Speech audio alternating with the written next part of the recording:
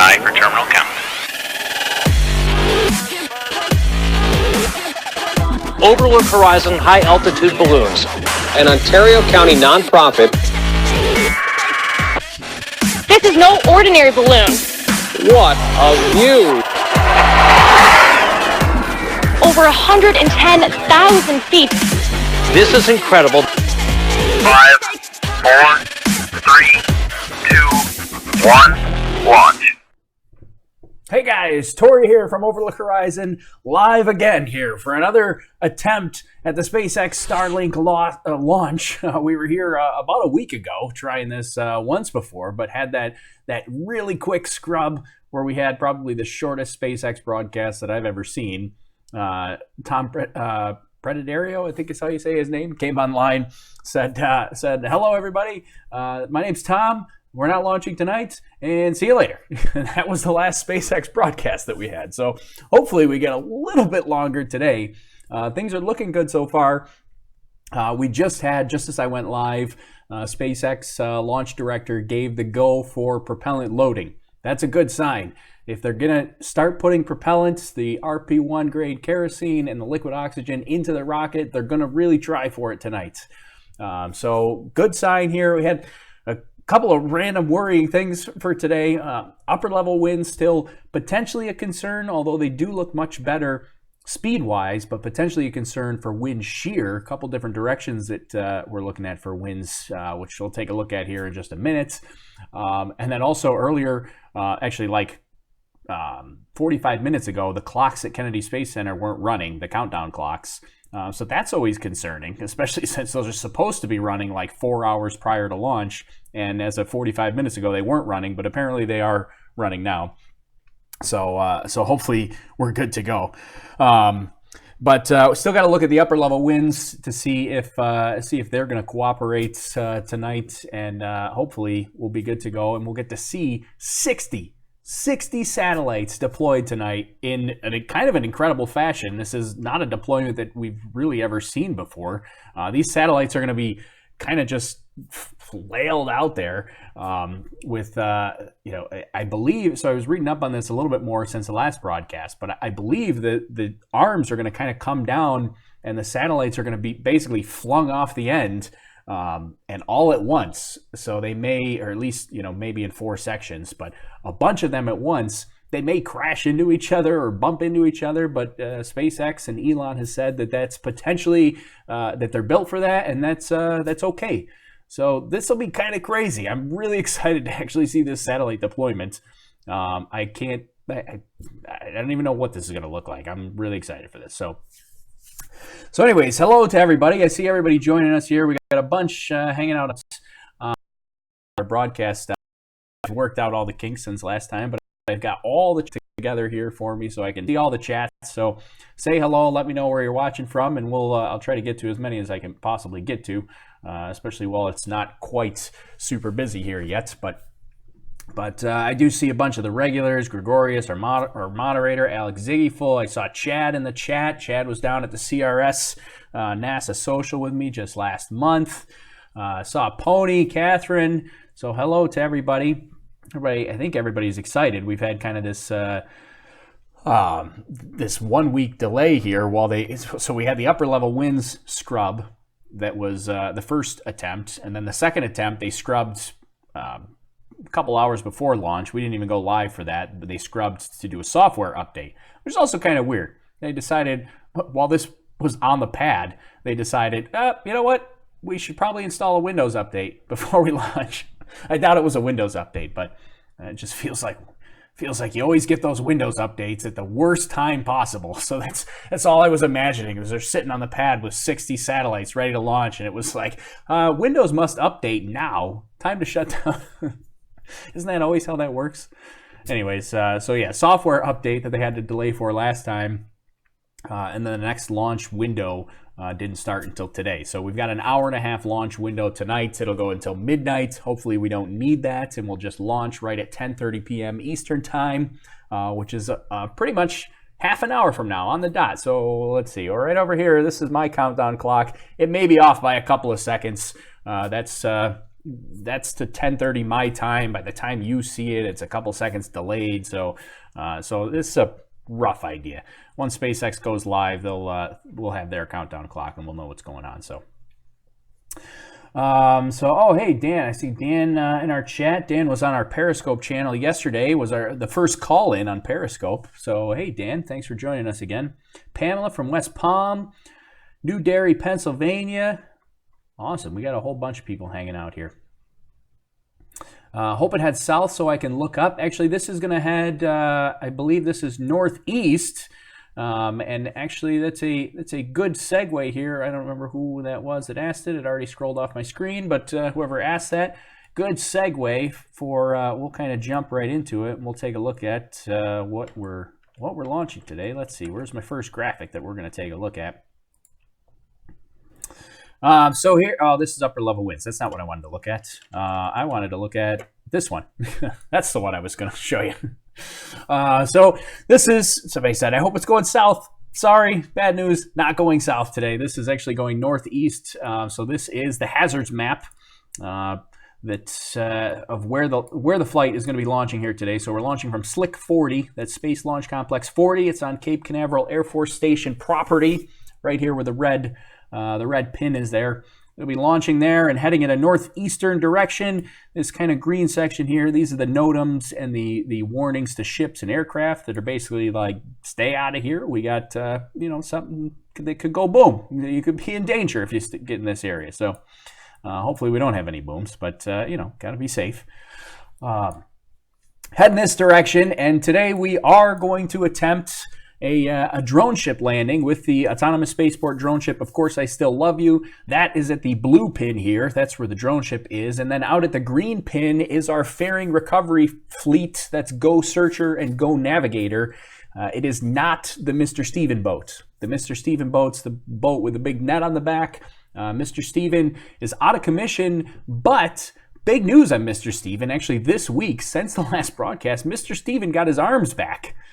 So this is like months ago. Mr. Steven went out to sea, came back, his arms were all broken off, and they never repaired any of them. So Mr. Steven's been sitting in Port Canaveral for a couple of months now, just chilling. But they finally put the arms back on this week. They were working on putting the net on, but I didn't actually see them put the net on, but it would have been too late anyways. It took them like 3 or 4 days to get out to this spot here. So Mr. Steven's not happening for this particular mission, but good news for Mr. Steven. It sounds like maybe Mr. Steven will be back in action sometime soon, maybe for radar sats, maybe even for the upcoming Falcon Heavy mission at the end of June. Who knows? I'm excited to see maybe if they made some improvements. That's why he was down for so long. Maybe they got this now. We'll have to see. But anyways, this is where we're heading here, northeastern direction. We get a drone ship landing here out here. If you're in like the Outer Banks area, North Carolina, you should definitely be able to see it from there. And then obviously up the coast of Georgia and South Carolina, you should be able to see a little bit of the launch from there as well. And then this is stage 2 is going to do a deorbit burn and re-enter over here in the Indian Ocean down southwest end of Australia. So there is another hazard out here in the Indian Ocean. That'll be for stage 2 after satellite deployment. It'll spin around, do a deorbit burn, come down here, break up in the atmosphere. So that's what we're looking at here. That's our at least our flight path. And then we can look at some more stuff. Some of this we already covered, but since it's been a week, I feel like we ought to cover it again. Poor boat broke and never caught anything. Yeah, this is Pony. Yeah, it's a shame. Mr. Steven has yet to make a catch. He's been very close, but yet to make a catch. So I'm hopeful that maybe they made some upgrades, or they did some. Well, they didn't really do any training, really, but maybe they changed their methodology. Maybe they got better tracking on the fairing now, so that they can get there better. So we'll have to see. We'll have to see if he comes out for the next mission. I think the next one. Well, actually, the next one I think is RadarSat, which I think might be a Vandenberg launch.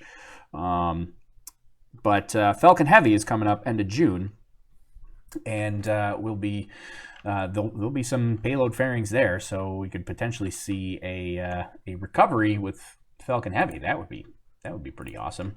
See a Falcon Heavy payload, Falcon Heavy, 3 booster landings and payload fairing catch. How awesome would that be, right? Let's see. What locations would these first 60 satellites be orbiting above? I don't know the exact inclination off the top of my head. Let me see if I can pull this up here real quick. Let's see.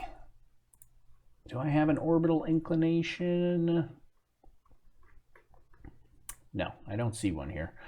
But essentially, destination orbit. So this is going 53 degrees inclination at 440 kilometers in altitude. But essentially, this is low Earth orbit, so it's going to be heading around the Earth, and it's not like a geostationary orbit where it's just in one spot. So this is low Earth orbit with the intention, because these satellites, these 60 satellites, these are broadband internet satellites. So this is going to be a low latency internet service from SpaceX. SpaceX will be the internet service provider through Starlink. Basically, we have satellite internet right now, but they're generally in geostationary orbit, which is really far away. And so the time that it takes to transmit a signal from the ground all the way to geostationary orbit and then around the world and then back down to the ground it introduces a lot of latency, which is slowness, lag. So this is going to be low Earth orbit, much closer, hopefully reduce that latency and give better internet and coverage across the entire world. I mean, they're talking about upwards of 12,000 satellites when this is done. They only need about 400 satellites to be partially operational. Still a lot of satellites, 400, but they're launching 60 right now. And Elon said they need about 800 to be kind of fully operational. But that's not, we're talking like 4 or 5 years out before this thing is fully operational. So we got a lot of time. They've got about, just in the first 1.5 to 2 years, if SpaceX continues their launch cadence and gets all these satellites up on a regular basis, within about 1.5 to 2 years, SpaceX will have more satellites in orbit than any other provider, and I believe than all the providers actually combined. So all the satellite manufacturers, SpaceX will have the most in orbit, which would be kind of crazy.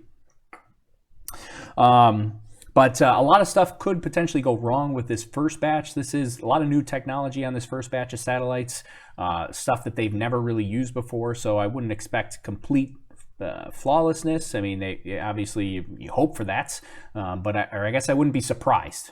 I shouldn't say I wouldn't expect, because SpaceX does a pretty good job, but I wouldn't be surprised if there's something they found that wasn't working. Obviously, they had this software update that just came up last week, right before they were going to launch it. Now, I imagine they didn't really say specifically, but most of these satellites, they can do kind of over-the-air updates to software, even if they're off the ground, but it's probably easier to do it while they're on the ground. A lot of new technology. There's new solar arrays on there that they've never used before, new antennas on there they've never used before, these new ion engines that are fueled by krypton, which sounds like something out of Superman, but these new engines, ion engines they've never used before. So a lot of stuff that they're really going to be testing out even after deployment.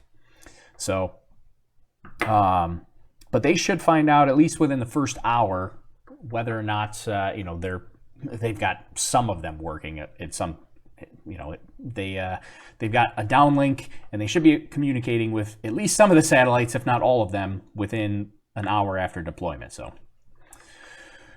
Let's see. All right, so I saw a whole bunch of questions that came through here. Some of them on the Periscope, some of them on Facebook. Somebody said, drunk tweeter says, "Are you live?" Yes, drunk tweeter. This is live. This is real life. We're happening now. Let's see. Columbia 5569 on Periscope says, I think that's Dan, says these satellites don't have full capabilities yet. Some of a basic system tests. Yeah, so there are a couple of features from these satellites that are not present. So when this is all said and done, these satellites will be able to communicate satellite to satellites, and they'll have laser basically laser communication links for kind of version 2 and version 3 of these satellites. Right now, they do not have that, and so everything is ground to satellite based or satellite to ground. There's no satellite to satellite communication on this version 1 batch here yet. Let's see. Somebody else said, are you on Facebook? Yes, we're streaming on Periscope, Facebook, YouTube, and Twitch all at the same time. Corning, New York in the house. What will be the downlink frequency? I don't know the actual frequency. I don't know if they actually published what the frequency is. I wonder if Tori sleeps in his NASA shirt. I know I was excited to wear the NASA shirt last time, so I wanted to wear it again this time. And it's been a week, right? I could do that. It's been a week since I wore the NASA shirt. I got sick of wearing the red shirt. I got like 3 shirts that I can wear with the green screen behind me. So we're going with the blue one this time. Let's see. I think 12,000 is overkill. 12,000 definitely seems like a lot, but there's the Earth is big. There's a lot of space out there. I mean, they want to have, ideally, their goal is to have basically coverage everywhere. If you're in the middle of the Atlantic Ocean or the middle of the Pacific Ocean, they want internet coverage there. And you might think, sitting at home, like, well, I don't need internet coverage in the middle of the Pacific Ocean. When's anybody ever going to need that? Well, if you've got ships that are basically sailing or going across the ocean, and they can communicate in real time, and you've also got airplanes that are flying through that could potentially communicate faster with this internet service. So there's still a lot of use for that. Maybe not necessarily home use, but still a lot of use for internet even in the middle of the Pacific or Atlantic Ocean. Let's see. Oh, somebody got yelled at by Nightbot already. Yeah, Nightbot doesn't like lots of emoji. so you can do a couple, but if you overkill it on the emoji, Nightbot will freak out. Somebody said launch scrubbed. I have not heard of a launch scrub yet, although I haven't been paying attention to my phone to see if anything came up. But the last thing I saw was SpaceX tweeted out at the top of the hour that they were T-minus 30 minutes. That's all. That's the last thing I saw. I've not seen anything recently that said scrub. So if you have a source for that, Aditya, you let me know. But I've not seen anything. I've not seen anything about a scrub, at least not for tonight. We had plenty of scrubs last week, but let's see. All right, let's take a look at. So speaking of, we've got a whole bunch of things to cover. SpaceX will probably be live here shortly, so I'm going to try to rifle through some of this. So these are the satellites here. These are stacked. These are the 60 satellites, all kind of flat packed into the payload fairing. Ton of them in there. That is a huge payload fairing. For size reference, I know we showed this last time, but for size reference, this is a full-size Tesla Roadster. This is from the Falcon Heavy, same size payload fairing. But this is the Tesla Roadster inside a payload fairing. It's a full-size car inside the payload fairing. It looks like a tiny little Matchbox car. And that barely takes up any space in the payload fairing. You look at those 60 satellites stacked in there. This is a lot. This is going to be the largest payload that SpaceX has ever launched, ever, on any of their rockets. Falcon 9, Falcon Heavy, Cargo Dragon, Crew Dragon. This is heavier. These 60 satellites, this is the heaviest payload that they have ever launched. So they'll be setting a record tonight with a successful launch here. Let's see. Oh, I always do like to show... I like to show the mission patch, so there's a mission patch, so we can take a look at it there. I'm going to skip over stats because I don't know if we have enough time for it, but we will look at the timeline here for tonight. So we are into propellant loading here. We're waiting for SpaceX to go live. We'll full screen it here once SpaceX does go live. But we've done propellant loading. We're heading on our way to that T0 liftoff. We'll hit max Q. We'll have first stage cutoff, that MECO separation, fairing deployments. Then we're going to get a landing. That landing will happen at about 8 minutes and 17 seconds after launch. We get a second stage cutoff, We get a restart about 46 minutes later, so we're going to be here a while after launch. So 46 minutes after launch, we get an engine restart. Quick burn, it's like 3 seconds. So you get a quick 3-second burn. And then satellite deployment is an hour and 2 minutes after launch. And we'll be here. It should be a quick deployment because I believe they're just deploying them all. Like, whoosh, here we go. So yeah, hour and 2 minutes. We're going to stay here through the whole thing, and we'll go right up to deployment because I'm excited to see these satellites deploy. I mean, these are supposed to fold out and basically just, they're going to whip them out of the payload fairing. At least that's kind of my understanding. I don't know. I got to see this. This is kind of crazy. And then, as always, or at least as recently, if we do get a successful launch, we do have some giveaways that we'll be giving away if we get a successsul launch tonight. So we got an official Parker Solar Probe mission patch. I know it's a ULA mission patch, and this is a SpaceX mission, and blah blah blah. I don't know. I got a free mission patch. Who doesn't like a free mission patch, right? Who cares? It's Parker Solar Probe. And then we've got a special edition ADA sticker from Emily Calandrelli at the Space Gal on Twitter. Who just launched her own weather balloon, an engagement announcement, she launched it a couple months ago, I think, but she just published the video of it a couple weeks ago. So yeah, give a shout out to at the Space Girl, Emily Calandrelli on Twitter. Let her know that you saw her ADA sticker on the Overlook Horizon broadcast here.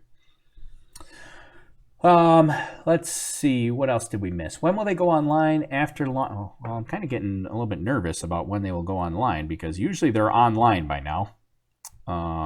So it is a bit concerning, but I'm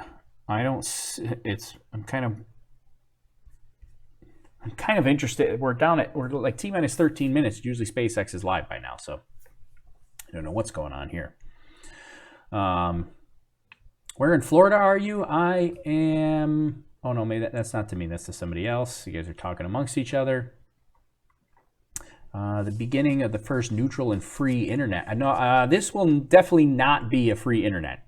Absolutely not a free internet. Elon has said that the Starlink internet service is very much crucial to their plans of funding their missions to Mars. So SpaceX is basically using this as a funding source to fund development of the Starship and the Super Heavy rockets that they will be sending to Mars. So this is definitely not a free internet service. Oh, the webcast is now live? Okay. Well, it's not live for me.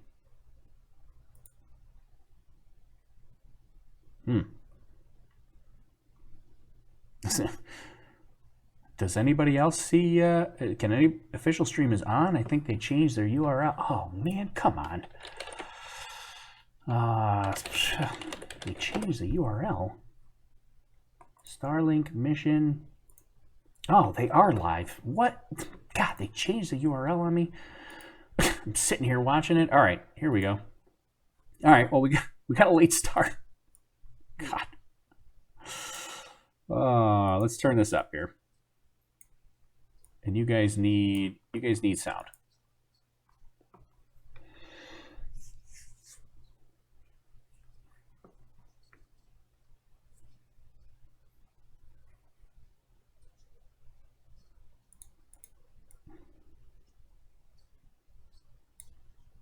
Rather, they move in relation to the Earth. Inside the fairing, you can see on your screen right there is a stack of 60 satellites safely enclosed in its 17-foot diameter. This is the pointed nose cone on the very top of the rocket, that fairing. The fairing protects the payload from aerothermal loads, heating, and contamination during ascent. Once we reach the vacuum of space, we'll be jettisoning the fairing as the second stage continues on its journey to orbit. Today, we will be attempting to recover the fairing pieces with our recovery ships, Go Searcher and Go Navigator. The Falcon 9 rolled out to the pad with the payload last night and went vertical this morning. The chief launch engineer held a technical poll at T-minus 1 hour, and the launch director held a propellant load and launch go-no-go poll at T-minus 38 minutes. The Falcon 9 has begun loading propellants and has been doing that since T-minus 35 minutes. Currently, the rocket-grade kerosene, or RP-1, is nearly fully loaded on the first stage, and the second stage is fully fueled. Liquid oxygen, or LOX loading, is currently underway on both stages. At T-minus 7 minutes, the engine chill will begin. This is where we allow a small amount of that super cold liquid oxygen to flow into the Merlin engine's turbo pumps prior to the full flow of LOX into the vehicle to avoid any thermal shocks to the system. Finally, the transporter erector, which is that white tower you can see on the side of the rocket, will retract away from the rocket slightly, just around T-minus 4.5 minutes. This provides clearance for the Falcon 9 to lift off. As for the spacecraft inside that fairing, at T-minus 15 minutes, the Starlink spacecraft finished transitioning to internal power. The vehicle remains healthy and is currently tracking no issues for tonight's launch. The weather's also looking great. No issues with ground level or upper level winds today. No clouds or lightning rules to violate. The weather is looking fantastic for tonight's launch, and the range is also go and is prepared to support today's mission. Ooh, sounds good. We can continue to count down to liftoff in just about 9 minutes. If for some reason we do have to call a hold on today's launch, we will have a backup opportunity for tomorrow, May 24th at 10:30 p.m. Eastern Time.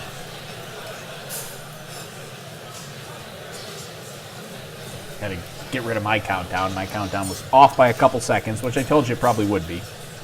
But we got the official countdown down at the bottom there. So I don't know what happened. I was on the SpaceX stream. I refreshed it like 15 times. But I had to Today, go to most SpaceX satellite website internet to service get it. comes from geostationary satellites, or geosatellites. These satellites are satellites that sit at one point very high above the Earth and provide connectivity over a broad area.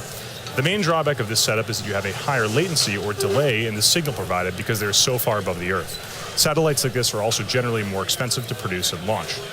Low Earth orbit satellites are much closer to the Earth and so have much lower latency or delay in their signal. The satellites are also smaller and less expensive to launch.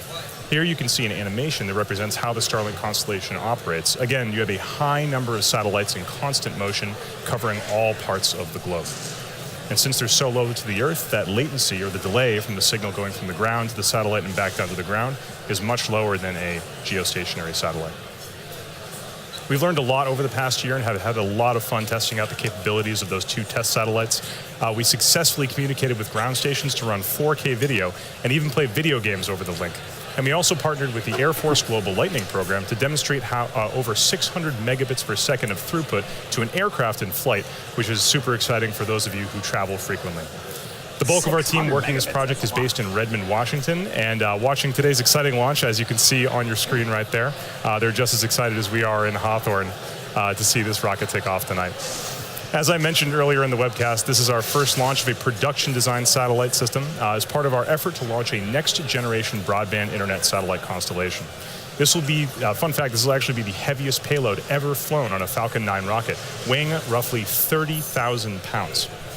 Each of those individual 60 satellites weighs about 227 kilograms or 500 pounds each. So while they're smaller than a typical communications satellite, they're still pretty sizable when you stack them all together. And that flat panel design maximizes space, allowing for a very dense launch stack, as you can see right on your screen right now, to take full advantage of that Falcon 9's launch capabilities. Starlink is also the very first krypton-propelled spacecraft ever flown. Aside from being the native planet of Superman, Krypton also happens to be a nice blend of cost-effective and efficient propellant for ion propulsion.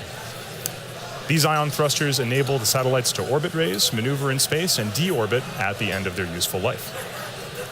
The satellites also have a singular on-orbit solar array. This is one larger panel instead of two, which minimizes potential points of failure.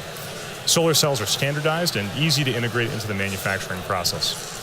The Starlink satellites are also equipped with an autonomous collision avoidance system. To our knowledge, this is the first of any satellite constellation ever.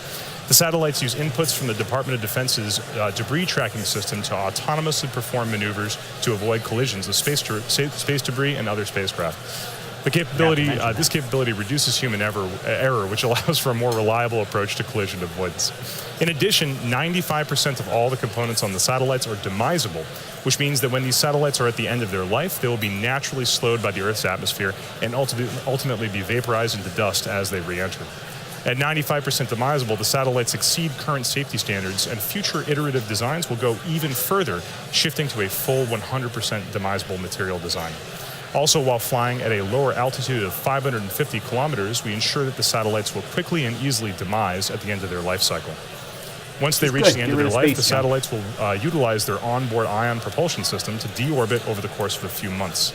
In the unlikely event that a propulsion system becomes inoperable, the satellites will naturally passively decay because of atmospheric drag within 1 to 5 years, which is significantly less than the 25-year industry standard for low Earth orbit, or the thousands of years required if you're at a higher altitude. We are currently just about T-minus 5 minutes until liftoff. Falcon 9 is moving into the final stages of its countdown. The first and second stages are both fully loaded, nearly fully loaded, with 1 million pounds of kerosene fuel and liquid oxygen. The first stage should finish prop loading at about T-minus 3 minutes, and the second stage will finish just after at T-minus 2. We're approaching that T0 mark quickly, so we'll listen into the countdown momentarily. At T-minus 60 seconds, be sure to listen in for the call-out that the Falcon 9 is in startup. This means that the rocket's autonomous internal flight computers have taken over the launch countdown.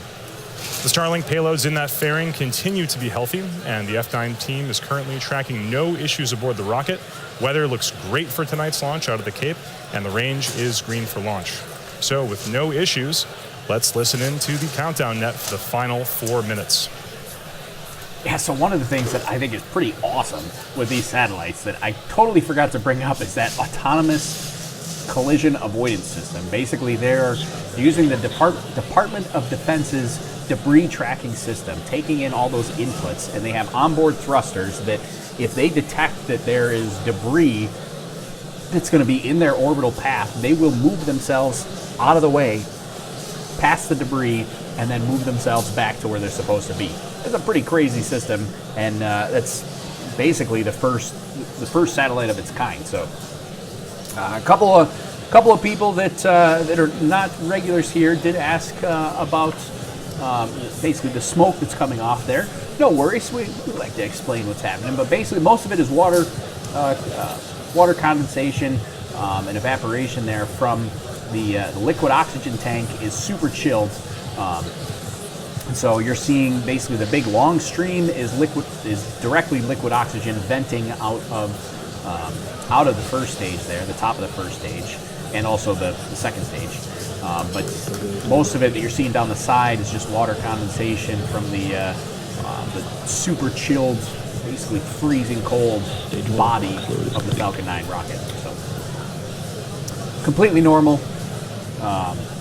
Nothing to be worried about there. And then, of course, everybody's heard me say this, but one of the things that I really like to look for, especially at a night launch, is right when they light the engines, they use something called triethyl aluminum triethyl borane. It's called TTEB, and it produces a green flash that's basically the igniter fluid for the Falcon 9 rockets. So look for a real quick flash right at T0, green flash, and I don't know, then you'll be in the insiders club. You can say, oh, I know what that green flash is. And then you also see it after first stage separation. You'll see the green flash from the second stage when the second stage lights up. But yeah, we're 2 minutes here. I will quiet down here when we get close to launch. But oh, hey, Sandy made it. Thanks for joining us here. Thanks everybody for hanging out. We'll chat. Make sure you stick around after launch. We got some giveaways, Stage 2 lock, so it's complete. Stuff that we're going to give away, and we got an hour until satellite deployment. So we're going to chat some more. Some people wanted to see the flight map. We'll show that. So stick around after launch. We're going to be here for at least an hour after launch. All right, I'll try to be quiet now. Listen in a little bit. See if we can hear any forks drop. Their broadcast is directly over their cafeteria, so always hear forks dropping and plates and everything else.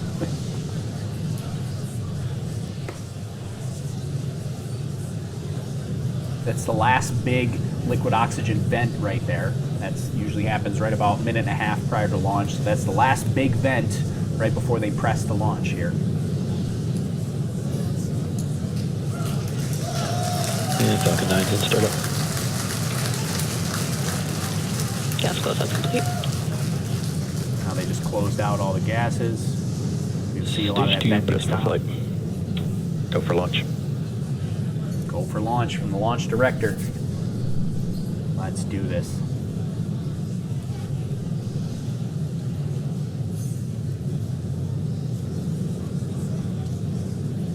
T-minus 30 seconds.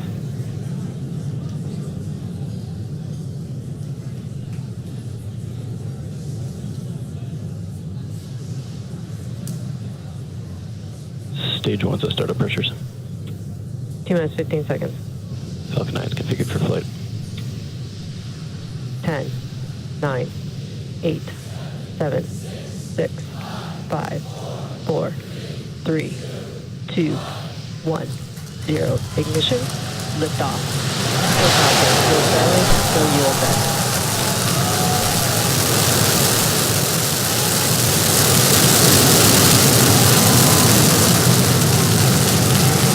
Vehicle is pitching downrange. Visual propulsion nominal. Pad operation securing, step section 59 on LVNet.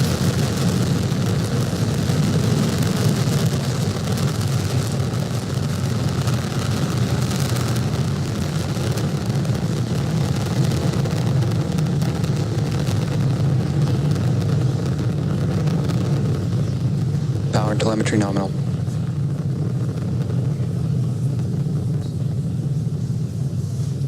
You are watching the Falcon 9 as it ascends through the Falcon atmosphere 9 is carrying the supersonic. SpaceX Starlink payload of satellites. Coming up in just a few seconds here, the vehicle is going to be passing through max Q. That is the point of maximum aerodynamic pressure on the vehicle. Let's listen for that call out. Vehicle is experiencing maximum aerodynamic pressure.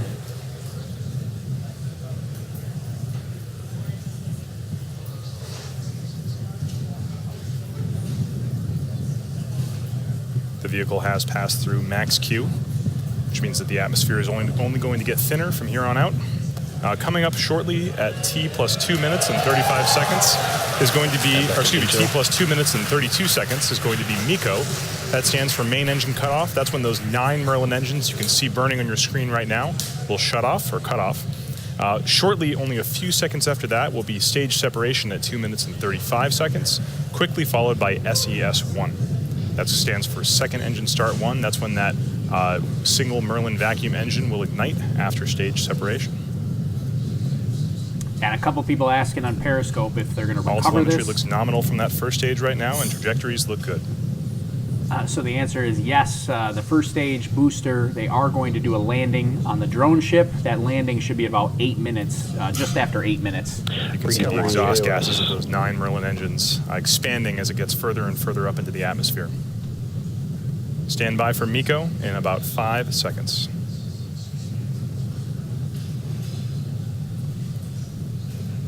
Watch for that green flash. You'll see it. Telling you. Stage separation confirmed.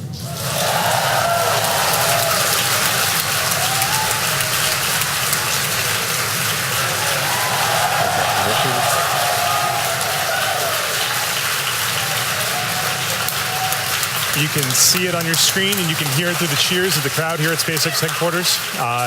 That we just had a good MECO, we had a good stage separation, and we had a good second engine start.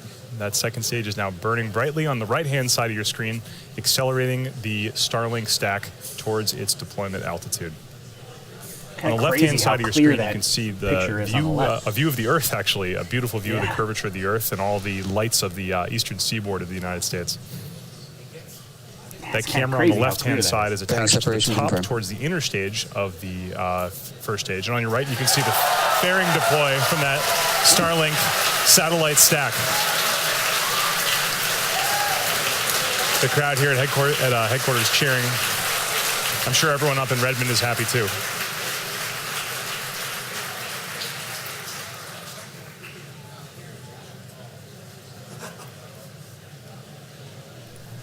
So on the left, you've got your first stage booster. So at this point in the mission, there are two things happening simultaneously. On the right-hand side of your screen, you can see that's the SpaceX Starlink stack right there, now exposed to the vacuum of space that we've jettisoned that payload fairing from the top of the rocket.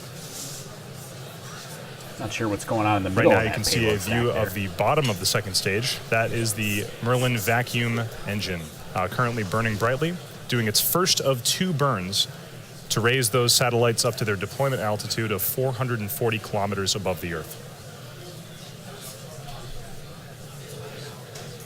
Yeah, so the next step for this second stage is going to be SECO-1. That's going to happen at 8 minutes and 47 seconds. But while that's happening, we'll be watching the first stage also coming back down towards the surface of the Earth.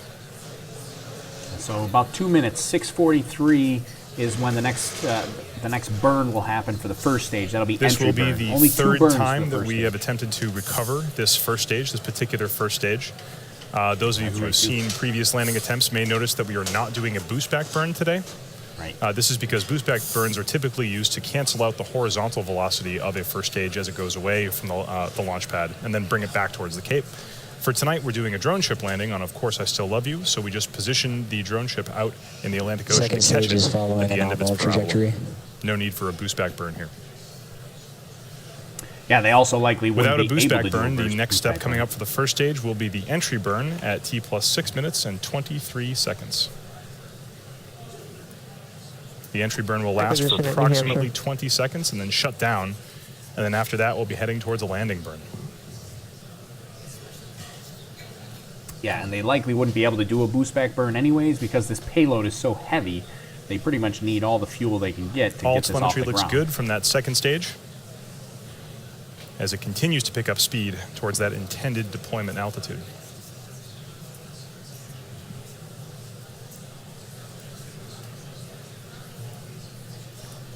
So we're waiting for the entry burn, not a boost back burn, but an entry burn. That'll be the first of 2 burns. So as I said earlier, the first stage is now landing. about to start its entry burn at 6 minutes and 23 seconds. This entry burn is to slow that first stage down just a little bit before it hits the thicker regions of the atmosphere. You can see the camera on the first stage on the left-hand side of your screen right now. It's dark, Stage but 1 in a few ATS minutes, those safe. Merlin engines at the bottom of that first stage will light up, and there they go. Stage 1 entry burn has started. That is the start of the entry burn. Oh no, that's wrong. Entry burn complete, 6:43.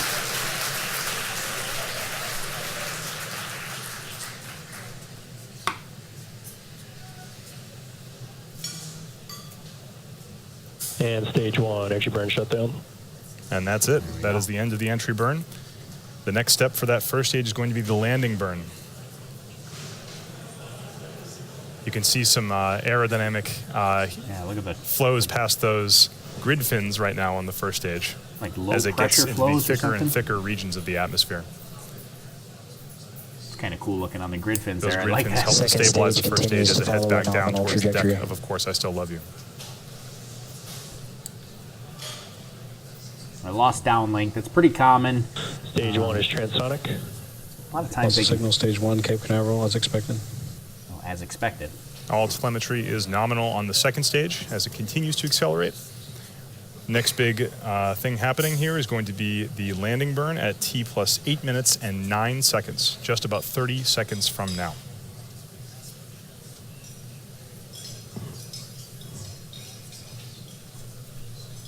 For those of you just joining us, we did have a successful liftoff at 10:30 p.m. Eastern Time from Cape Canaveral.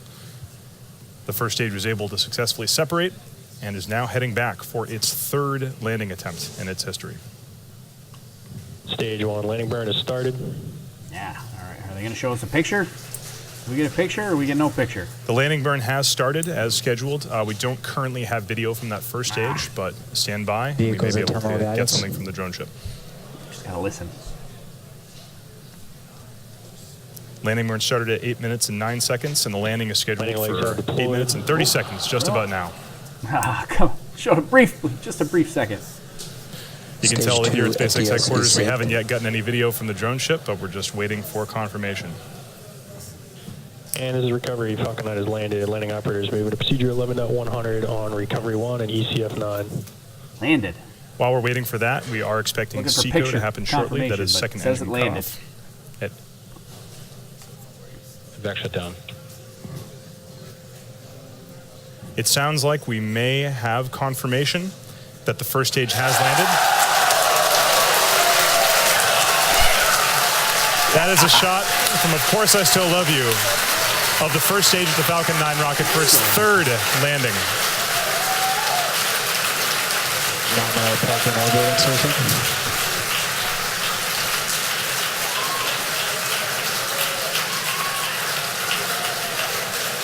Always great to see those first stages come back. Third time While for that was one. happening, Third we time. did have our second engine cut off 1. That's the end of the second stage's first Acquisition signal burn. in Newfoundland. And we did have confirmation of a good orbit for that second stage. Right now, we're about to enter a coast phase, so we are going to take a quick break, but we're going to leave you with an animation that shows where we are in the coast phase.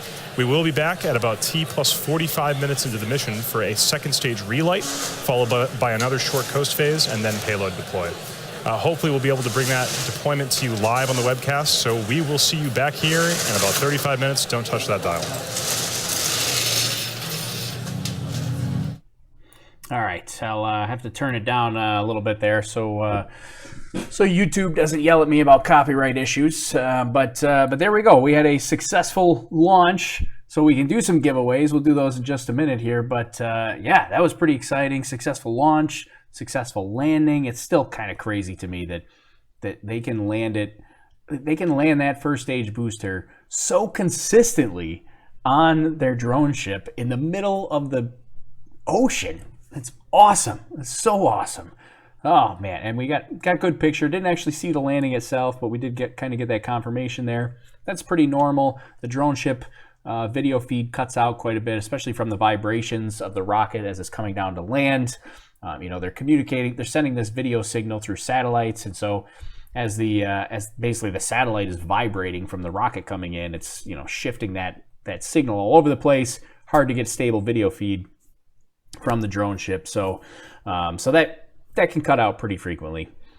But yeah. Oh, and a lot of people talking about the grid fin look. The aerodynamics and the sparks coming off the grid fin. I don't think the sparks were coming off the grid fin, but the sparks probably coming from the engine shutdown and then just riding up and heading, you know, through the grid fins. I'm not sure exactly what was happening there, but. Are we waiting for the SATS deployment to consider this a successful mission? Yeah. Well, we'll do some giveaways before satellite deployments, but I won't make you wait all the way till satellite deployment. But obviously, it won't be a successful mission until we actually get satellite deployment. But it's a successful launch, so we'll still do the giveaways. Let's see. Sticker time, says Jerry. My wait was too cloudy here to see anything, says Michael. I'm not sure where Michael's located, but bummer, Michael. Sorry to hear that. Will SpaceX release footage of the landing on Of Course I Still Love You? This is a question from Zemray on Periscope. Generally not. I wish they would, but they don't usually give us any other extra video, at least not right away.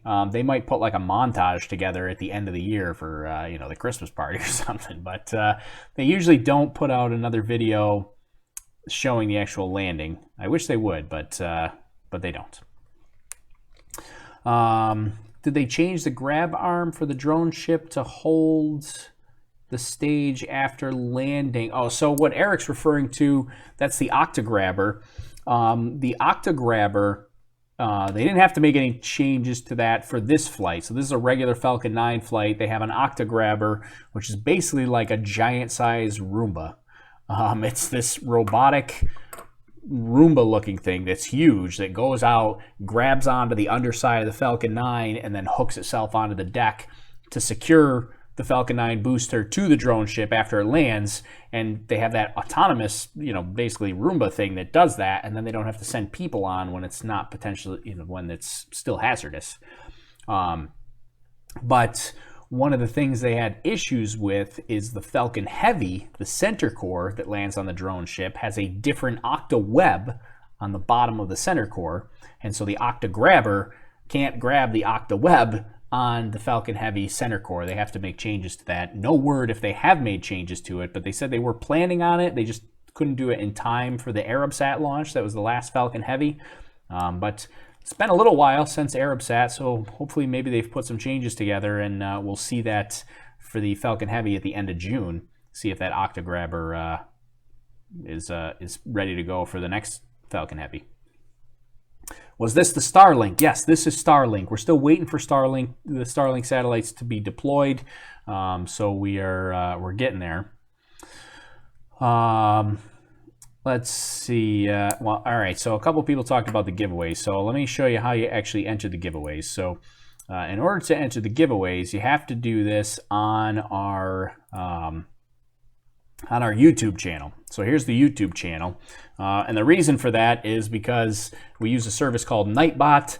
Nightbot is going to pick the winner. Nightbot makes basically randomizes everybody and then chooses a winner. In order to enter the giveaway, you got to head over to the YouTube channel. All you got to do is throw in a comment. Just say hello, whatever. Say where you're from. It doesn't matter. Just keep it clean, and you'll be entered to win the giveaway. There are some rules. I hate it. It's silly, but I don't make the rules, I just follow them. The rules legal-wise on where we're allowed to give stuff away. Who knew that there's laws on where you can give stuff away for free? But there are. So in order to win a giveaway, you got to be in the US, the UK, Canada, the European Union. I think that's it. The US, Canada, the UK, or the European Union. Those are the 4 eligible areas. And then on top of that, there's a couple of exception areas, like Quebec. Maybe somebody will look up my rules. There's a link in the YouTube description with the official rules on areas that are eligible or not eligible. So if you want to check out the rule, it's like the first paragraph. You don't have, you can read the whole official rules if you want, but like the first paragraph says who's eligible. But basically those are the areas that I'm allowed to ship prizes to for free. So you got to be in those areas in order to win. It's silly. I don't know why it is the way it is. I wish I could just give it. I'll send it to wherever you want. But apparently there are laws, and I don't want to get in trouble with that. Our lawyers tell us don't get yourself in trouble by giving away free stuff to countries that don't allow it. Who knew? But anyways, U.S., Canada, UK, European Union. Generally, you're safe in those areas, but a couple of exceptions to that. All right, Nightbot needs a hug, says Jennifer. You're supposed to bend them, not follow them, says Howell Shane. I'm assuming he's talking about the rules. I try not to bend the rules. I got to play it safe. So or keep our non-profit status. We could play it safe. Can you ship to California? Yes, California's in the U.S., so we can ship to California. California, no problem. Let's see here. I'll throw this up. Let me throw it up one more time. So all you got to do, here you go, on the giveaway, you just head over to the YouTube channel. You find this video. It should be the first one listed. And then go to the video. Just say hello. Oh, there we go. Gregorius, our moderator, got our official rules. Giveaway is valid in, I'm going to have to memorize this. Giveaway is valid in the US, the UK, Canada, the European Union. The exceptions are Quebec in Canada, France, Sweden, and Italy. There's your exceptions. So if you're in France, Sweden, Italy, or Quebec, you're out. Sorry. But the rest of the US, the UK, Canada, and the European Union, you're good. So all you got to do is throw in a comment, and you'll be entered. And Nightbot will pick one of our people. So there it is. I don't know why they have rule. Like, for example, I'll give you one for Quebec. Quebec has a rule that if you're going to give something away for free, you have to offer the giveaway in both English and French. I don't speak French, so I can't offer the giveaway in French. We just have to make it an exception because I can't speak French. I can't give you the rules in French. So that's an example of why Quebec is an exception. So there you go. All right, let's give some things away. I got 3 giveaways here, actually 4 giveaways here for today. Sorry, I forgot I got a 4th one here.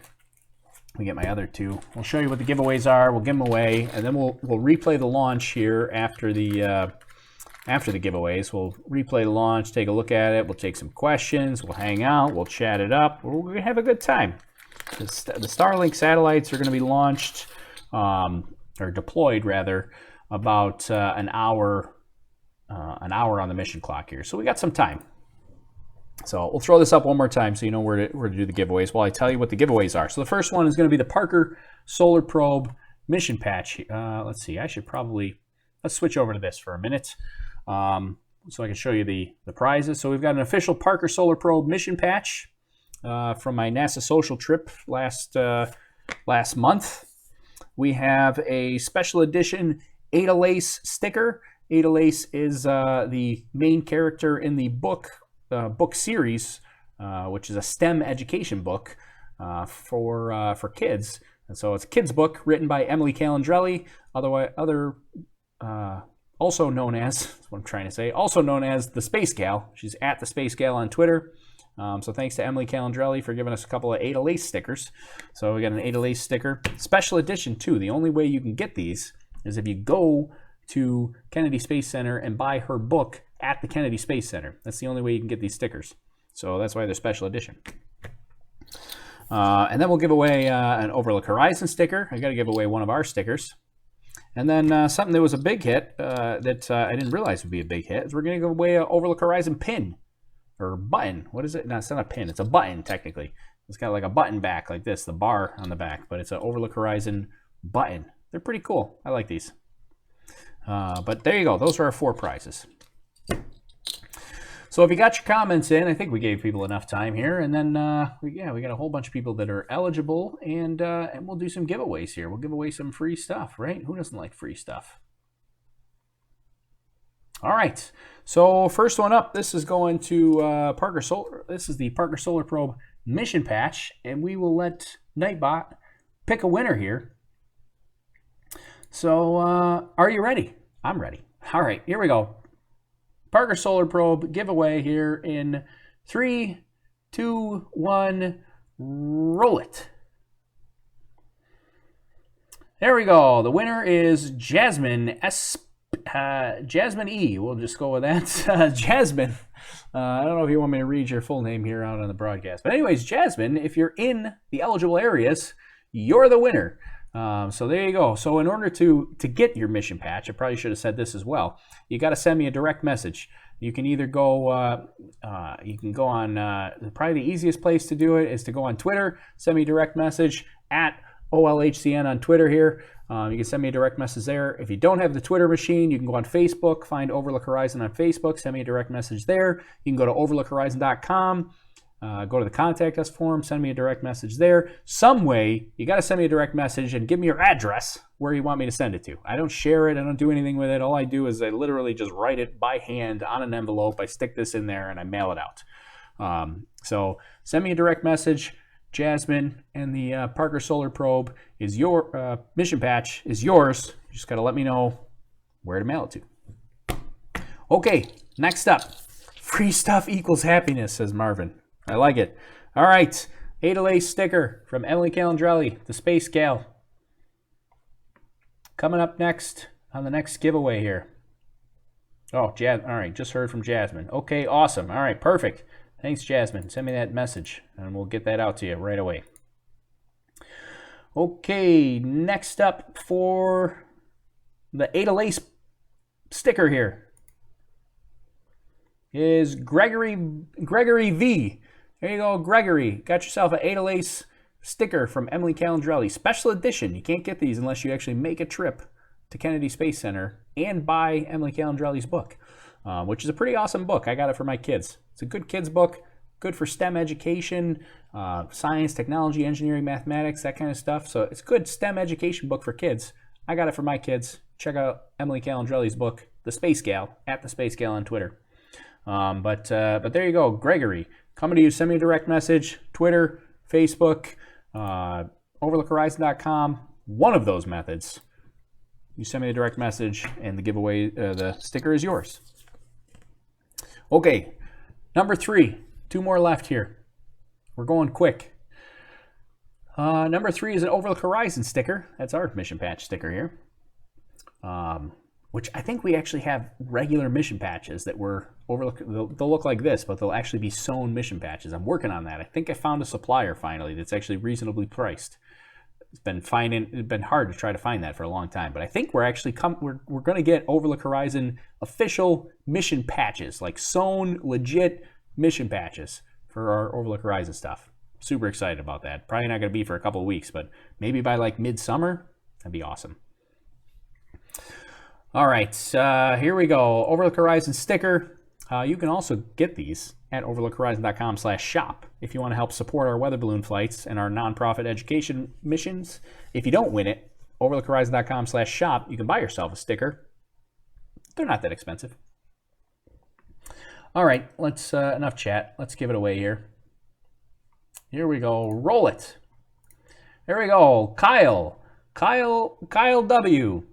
Kyle has won the Overlook Horizon sticker, mission patch sticker here. So Kyle, coming your way as long as you're in the eligible area, you send me a direct message on Facebook, Twitter. We got Instagram too. You can send an Instagram over at OLHZN on Instagram. Same thing on Twitter. You can go on Facebook or overlookhorizon.com. Some way, somehow, send me your address. And that's coming your way, Kyle. All right, last one. We'll see who gets lucky. Is the Overlook Horizon button, also for sale at overlookhorizon.com/shop. If you don't win it, you can always buy one. But we'll give one away at least here today. But you can help support our weather balloon missions and our weather balloon flights, which are coming up very soon. We're ready to go. We're just waiting on wins. So our weather balloon flights are coming up for our missions. But if you want to help support our missions, you can buy yourself a button here. Oh, Kyle says, I love you, my friend. Thank you so much. Well, thank you, Kyle. I love you too, my friend. All right. All right, here we go. Last giveaway for the night. Over on the YouTube channel here, we're going to let Nightbot pick a winner here. 1, 2, 3, roll it. There we go. Eamon. Eamon S. is the winner of the Overlook Horizon button, as long as you're in the eligibility area. The US, UK, Canada, European Union, with a couple exceptions. There you go. Eamon, you win. So send me a direct message on, like I said, Facebook, Twitter, Instagram, overlookhorizon.com. Some way, give me an address, and we're going to send them out. That's it. There we go. 4 giveaways. That's how we do it. We'll have more. If you didn't win, I know it's always disappointing if you didn't win. But a couple of things, the sticker and the button, you can get over at overlookhorizon.com/shop. The other stuff we don't sell, but we got more. We'll give away more in a future broadcast. So you can come back and you try your luck again. All right, so that's it. We're done. It's giveaways. But now we can stick around. We can chat it up here. I missed a whole bunch of comments here. How much are they? Says Cheshire. I'm not even going to try to say that on Periscope. Cheshire. It's like Worcestershire sauce. Well, the stickers are like, I don't know. They're only like $3 or something like that. I can't remember. But the buttons are a little more expensive. They're like $4 or something. But they're a couple dollars. Plus, like, shipping is like $1 because we just stick them in an envelope and send them to you. So, so it's like total. You're talking like $5, maybe $6 US dollars for a sticker or a button. Oh, Crunk over on our Discord says, "Ooh, if you get those Overlook Horizon patches done, I'll be buying one for my motorcycling backpack for sure." Oh, definitely. We'll definitely have those patches up. We're going to get a small run to start with, make sure they come out all right, and then we're going to order a whole bunch of them as long as they come out good. So yeah, that's Crunk over on our Discord channel. If you want to join the Discord channel and geek out with us after the show, you can check the link in the YouTube description, and there's a link to our Discord channel if Discord is your thing, and we kind of chat it up and geek out after the show. So, when are you getting the sewn mission patch for space balloons? I'd like that. Yeah, well, we're just in the early stages of ordering them, and I think it takes like 2 to 3 weeks to get them. So we're probably talking like end of June, maybe like mid-July by the time we pull it together and order it and get our act together. So, so hopefully by midsummer we'll actually have the patches.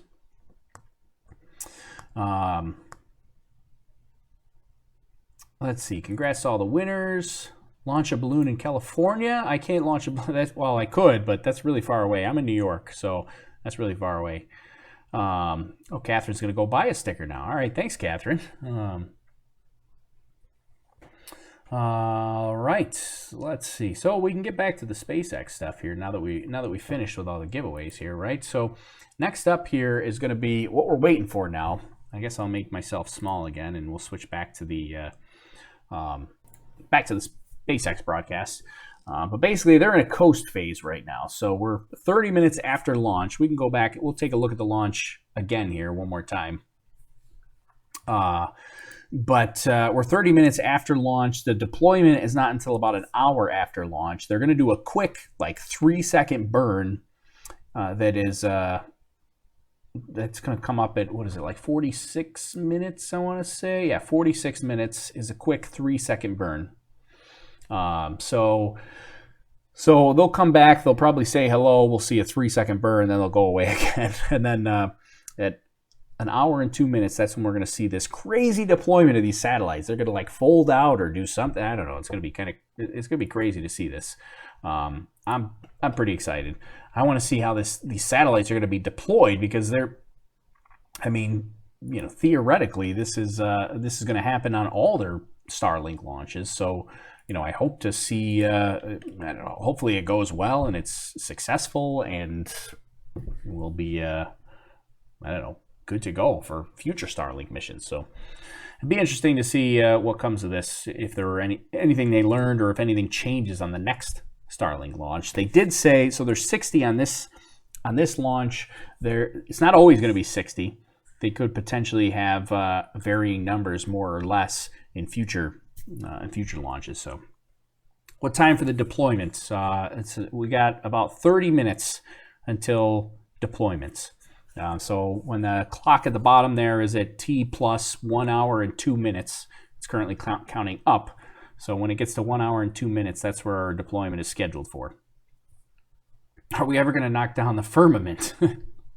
Well, I'm not sure. I don't know what altitude the firmament is theorized to be at, but I suspect these satellites have already passed by that altitude. The firmament, for those that are not aware of it, is the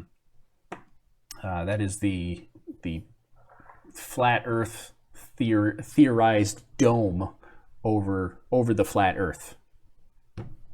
A lot of people think the Earth is flat. All right, so do a replay of the launch for the people that missed it. All right, yeah, we'll do a replay of the launch for those that missed it. Let's see. All right, how do I... okay, let's replay the launch here. And then, so if you missed it, we can see it again. Where are we? Let's make sure we get to actual launch time. All right. Replay it here. Get these related videos out of the way here. All right. Trying to get somewhat close, and then I probably should throw up my my replay text here, so people know it's a replay and that this part's not live, but this is a replay here. So yeah, we're gonna check out. Oh, and I should probably turn the volume up so you can hear it again. 2 minutes, 15 seconds. Turn that up. Configured for flight. And then I'll be quiet. We can watch again. 10. Two for the price of one. 8, 7, 6, 5, 4, 3, 2, 1, 0. Ignition. Liftoff. Go Falcon. Go USA.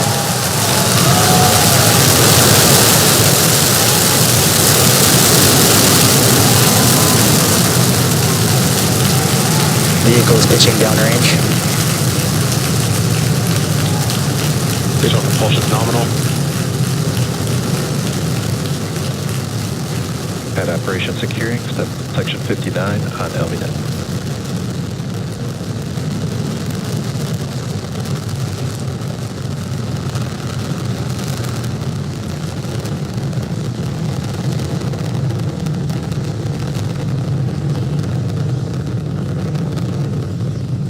Power and telemetry nominal.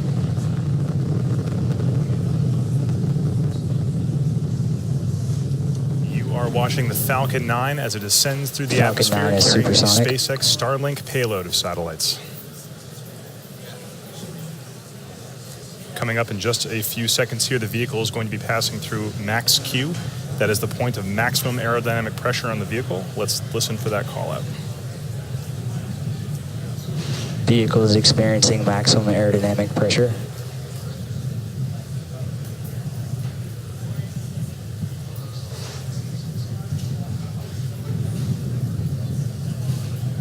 The vehicle has passed through max Q. which means that the atmosphere is only going to get thinner from here on out. Coming up shortly at T plus 2 minutes and 35 seconds is going to be, or excuse me, T plus 2 minutes and 32 seconds is going to be MECO. That stands for main engine cutoff. That's when those 9 Merlin engines you can see burning on your screen right now will shut off or cut off. Shortly, only a few seconds after that, will be stage separation at 2 minutes and 35 seconds, quickly followed by SES1. That stands for second engine start 1. That's when that single Merlin vacuum engine will ignite after stage separation. All telemetry looks nominal from that first stage right now, and trajectories look good.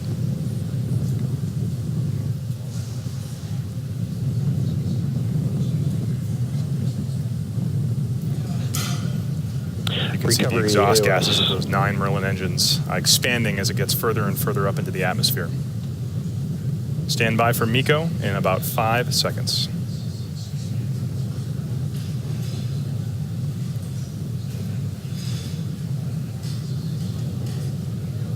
Stage separation confirmed.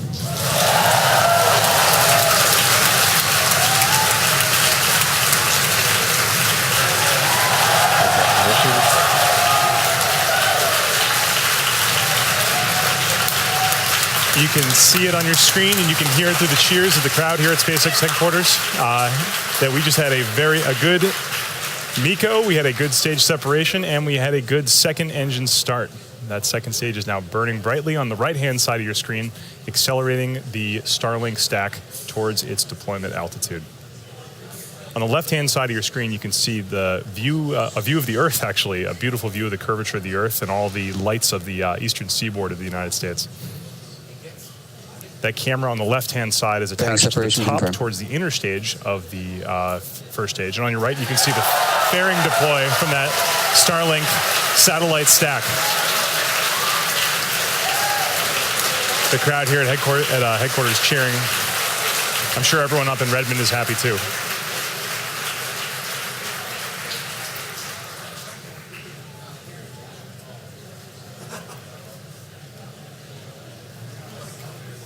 So at this point in the mission, there are 2 things happening simultaneously. On the right-hand side of your screen, you can see that's the SpaceX Starlink stack right there, now exposed to the vacuum of space that we've jettisoned that payload fairing from the top of the rocket.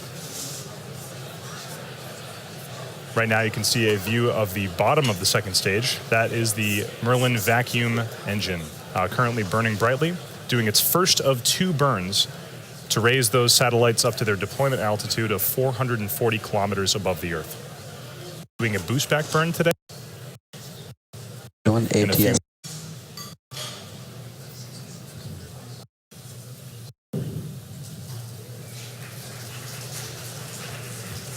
The landing burn has started as scheduled. We don't currently have video from that first stage, but stand by. We may be able to get something from the drone ship.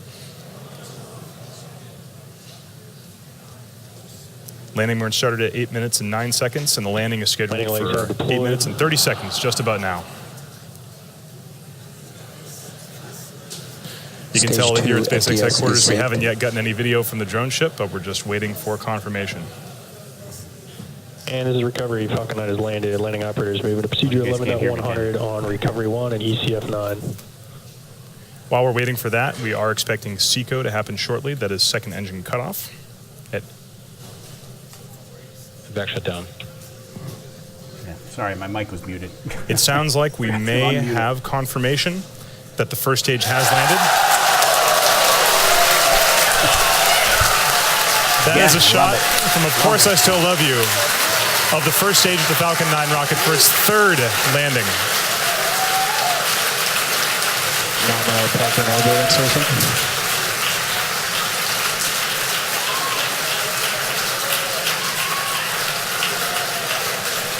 Always great to see those first stages come back. While that was happening, we did have our second engine cutoff 1. All right, so there we go. That's our replay there. We'll switch back to live here now. So, wow, I gotta turn that down. I'm gonna get a copyright strike from YouTube.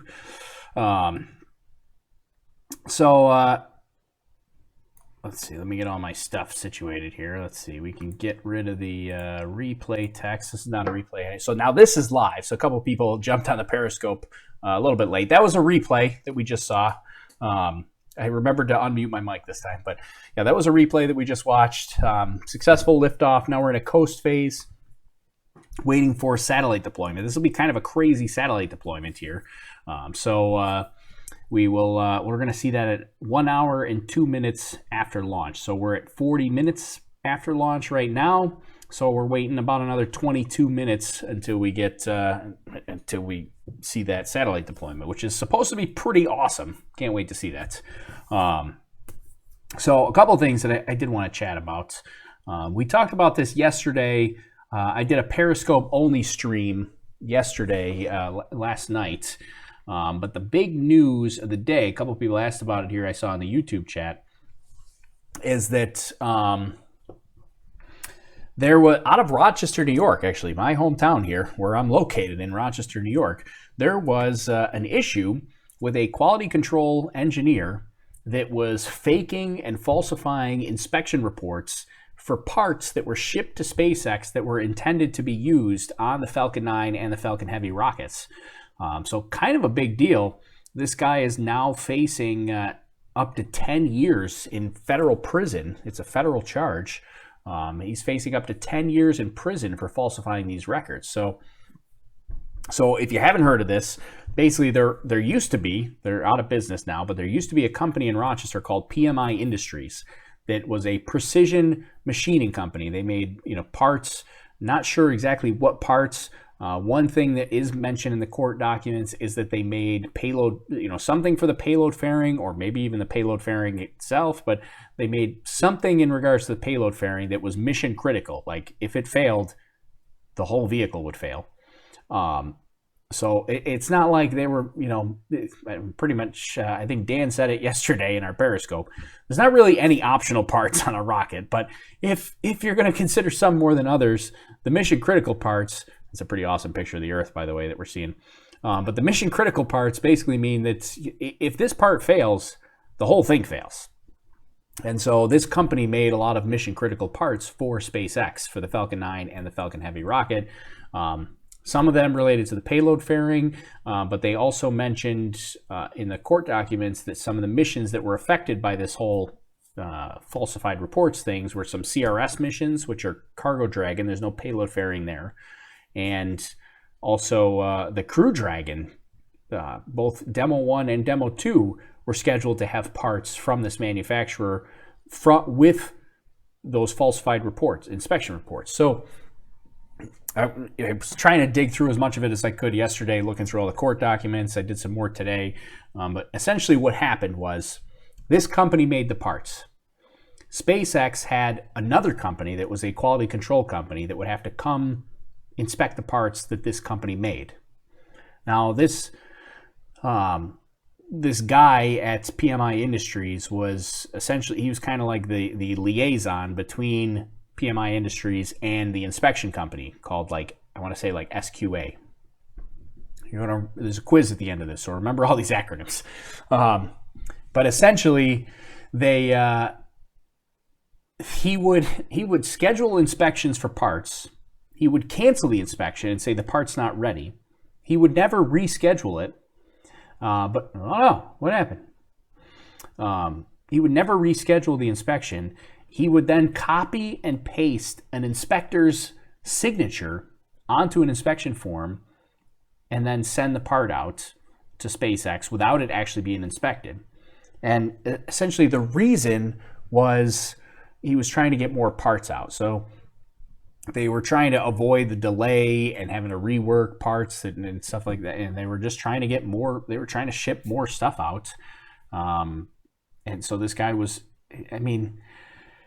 it's a pretty, if the court documents, I should say allegedly, this is what he did.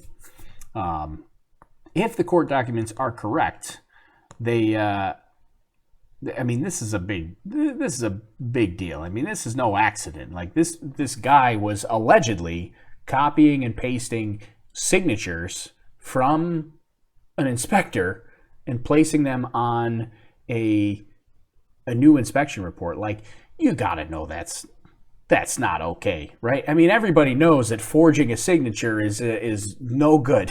Like, you can't do that.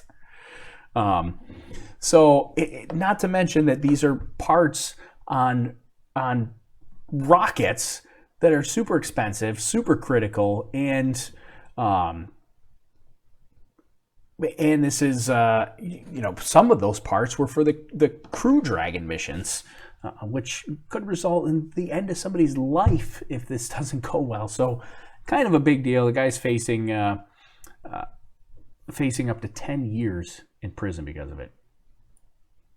All right, SpaceX is back. We'll talk more about that in a minute. 10:30 p.m. Eastern Time. After that, the first stage was able to take the second stage up into the atmosphere and then return for a third time on the deck of course, I Still Love You. All the while, the second stage was able to complete its first burn, and it is now just about to start its second burn. We have two events coming up here, one at T plus 45 minutes and 56 seconds. That'll be SES-2, or Second Engine Start 2. This is the second of two burns that the second stage will be performing before deploying the payloads at their intended deployment altitude of 440 kilometers above the Earth. So with just about 10 seconds until SES-2, let's watch. This will be a short one, only about 3 seconds of burn.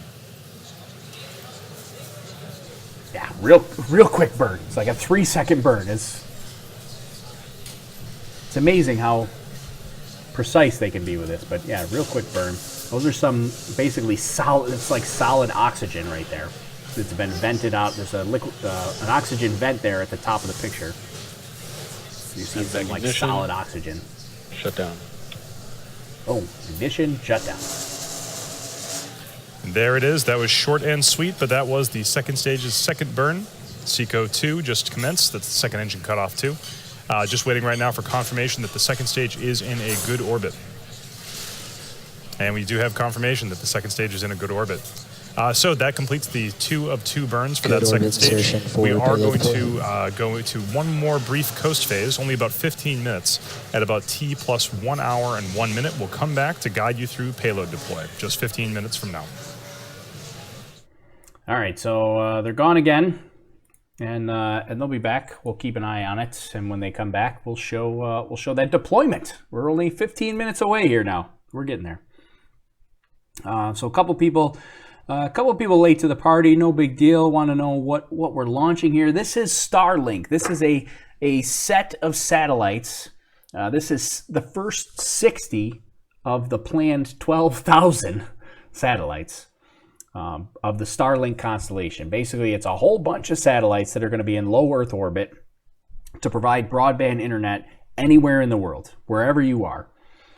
This will provide internet service, and not just provide internet service, but provide fast internet service, like 1 gigabit connection bandwidth. So we'll have to see what the actual realized bandwidth is when the service comes out. But that's the plan. But it's going to be super high speed internet anywhere in the world. That's kind of a game changer.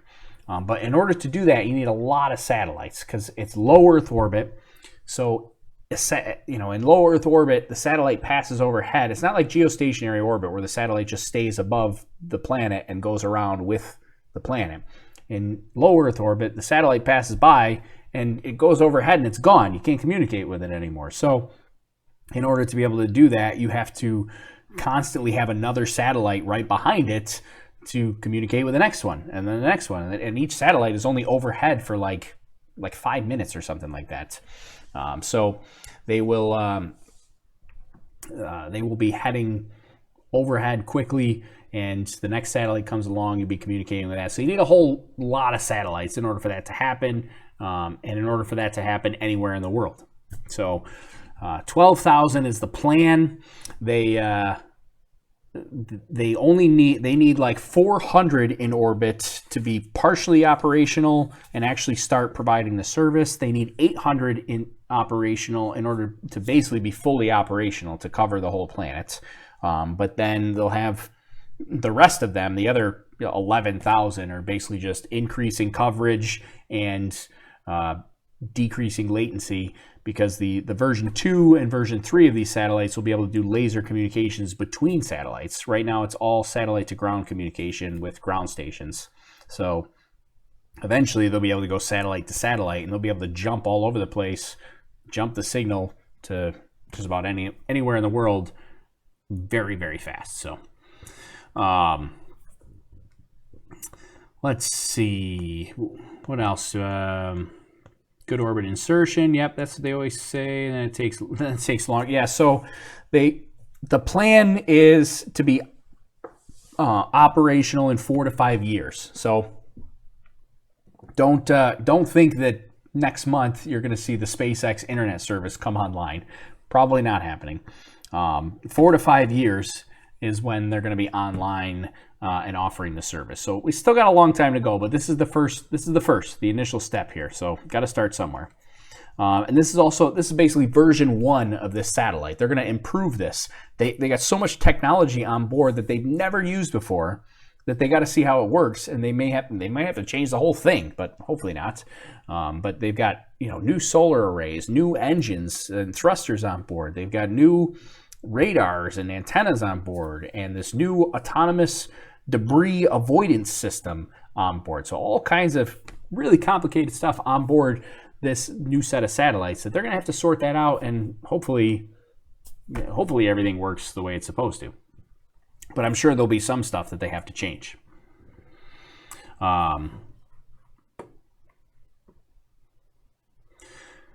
Let's see. Somebody's talking about employees for something. There will be 6 more launches, all with 60 satellites before they start working. I did hear that there would be 6 more launches before they start working. I don't know if there will be 60 satellites in the next 6 launches before they start work, because he did say that there will be varying number of satellites in each launch. It wouldn't always be 60. So they did say that they'll need about 6 more launches, which is about, it's going to be basically 7 launches total, so that's about 400-ish satellites to be somewhat operational. Let's see, deploy should look awesome. I know, I'm really excited to see this deployment, which is kind of a weird thing to say for satellite. I mean, most of the time the deployment is kind of anticlimactic, where it's kind of just pushes it off and then you're done. But this, I don't know, I'm excited about this deployment.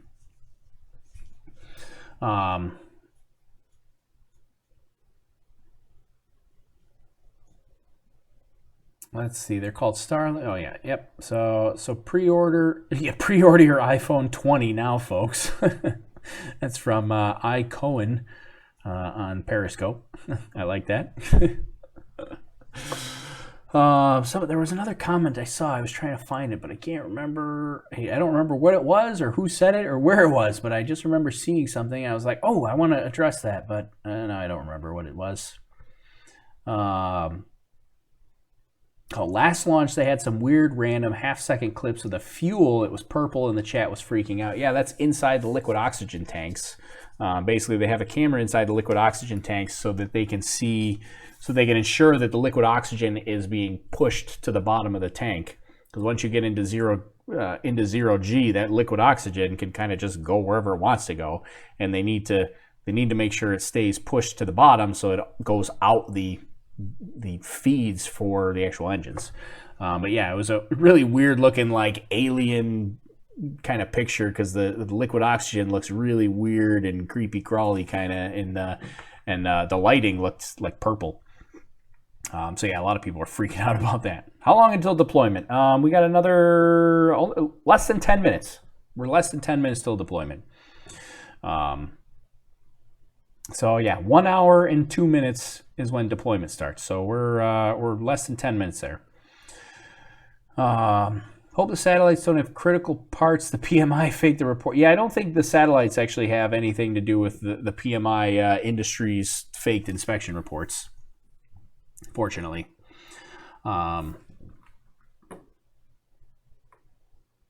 Let's see. Actually, for minimal coverage, it's needed 6 to 12 launch. Yeah, well, Elon said in the teleconference that they needed 6 more launches to get minimal coverage. Or he said they believe they could get minimal coverage within the next 6 launches. So So yeah, that's kind of what I'm expecting. I don't know when those 6 launches are going to happen, but they did say 6 more launches in addition to that, so 7 total. But in addition to this one, they would need 6 more to just become operational in some capacity.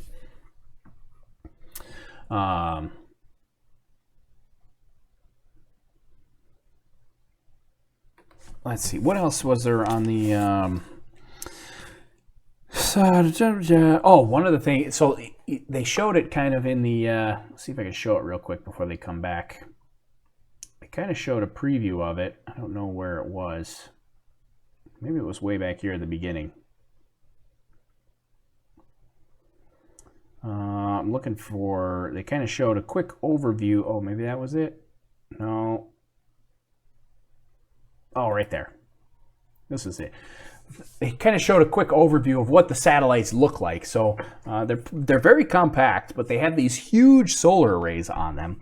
And these 60 satellites will have more power generation on just the 60 satellites than the entire International Space Station.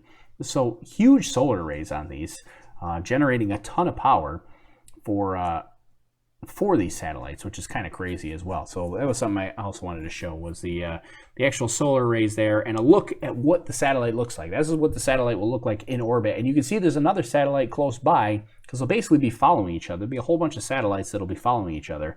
Probably not quite this close proximity. This is kind of an animation. They'll be much further away than this, but that's the general idea. But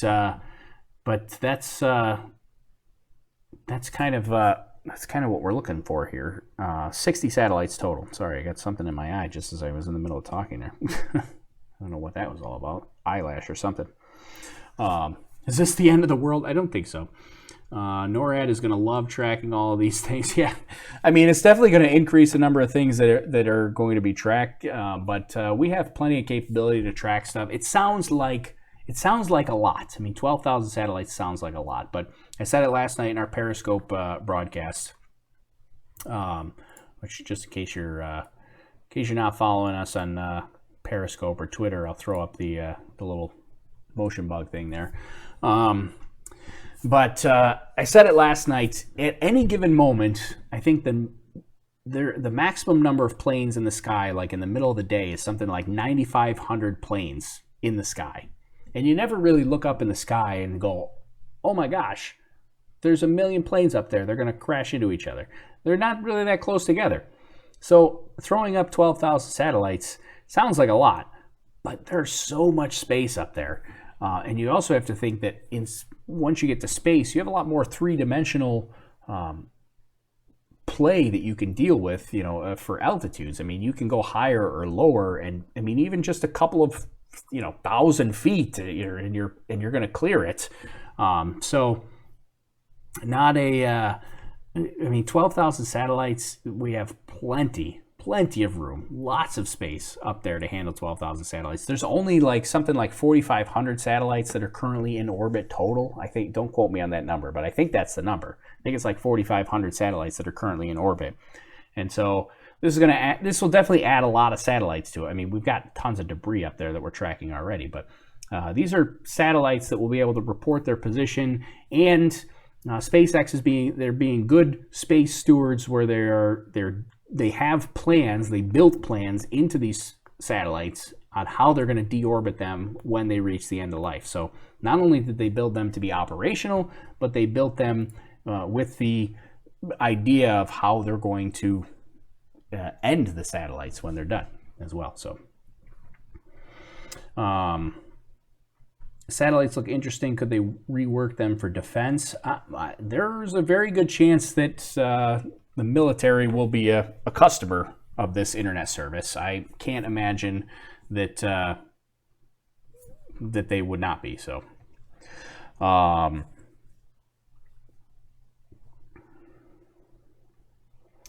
let's see, what else did we miss? Back to the live video. Yeah, we're back to live, but it's not up live yet. I don't. Right, yeah, so Alexander said it's not 12,000 satellites in one layer. Important thing. Right, yeah, so I mean, you've got lots of altitude to play with. They're not all in the exact same altitude. Then Chusicon brought up, said, wait until you get 3 players that all have their satellites in orbit. Then you're really talking, yes, because so Amazon is also talking about doing a Starlink type service. So if you get 3 providers and now you're starting, I mean, there's still a lot of space up there, but now you're getting a ton of satellites in orbit. So, yeah, we got a lot of room to go.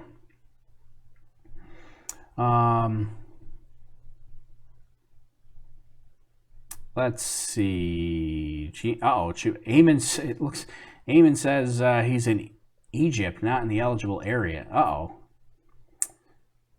Oh, but he has someone in California. Okay, good. As long as your shipping address is in the eligible area, that's fine with me. So if you got someone in California we can ship the prize to, then we can ship it to California, no problem. But unfortunately, I can't ship it to Egypt. That's not in the eligible area. They don't allow me to ship it there. What else did we miss? Job creation opportunity. Oh, somebody said I teared up a little bit. Don't pretend it's something in your eye.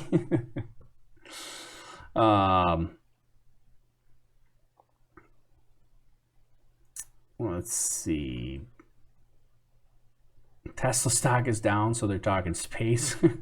Well, I know Tesla and SpaceX are both head up by Elon Musk, but I think generally corporate plans are pretty much kept separate. So I don't think Tesla stock being down really affects SpaceX's plans any.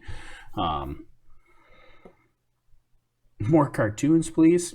I don't have any cartoons to play, sorry. Why not Australia?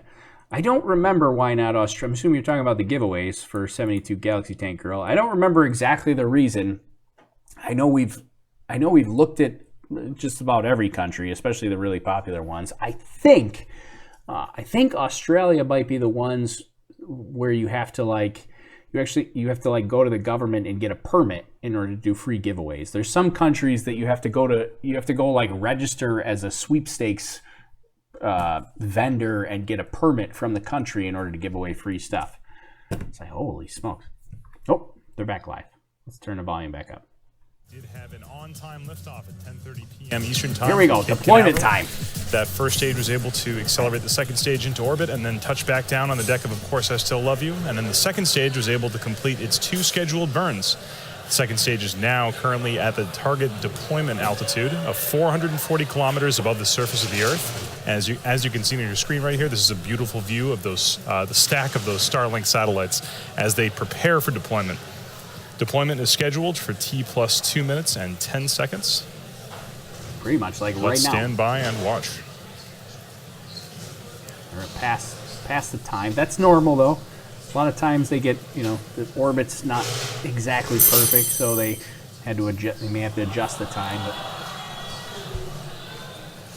you hear the forks dropping in the background from the SpaceX cafeteria. I always find that comical. Come on, go back to the... This brief loss of signal was expected. We should be able to get that video back very shortly. Stand by. Starlink constellation deploy confirmed. We missed it. Oh, there we go. And we have confirmation of deploy. Just like that, huh? How are they all going to separate? You can hear the team in the background. This is an incredible moment for SpaceX. You can see those flat-packed Starlink satellites slowly gliding away from the top of the second stage. This is the highest number of satellites that SpaceX has ever deployed in a single time. Is that it? How do they all get away from each other? There are no deployment mechanisms between those spacecraft, so they really are just slowly fanning out like a deck of cards into space. Oh, all right. I thought it was going to be a little different than that.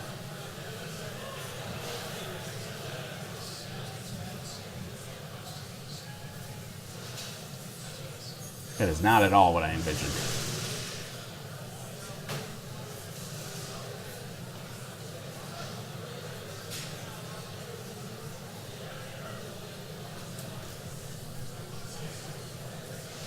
So I imagine at some point Well, there's no. He said there's no deployment mechanism between. You can see those spacecraft starting to separate as they naturally glide away from each other. Yeah, so the sun is glinting pretty strongly off the panels and the bodies of those spacecraft, so it's tough to see them individually, but you can kind of see one breaking away from the pack right now. Yeah, you see one breaking Those away spacecraft will slowly disperse over time.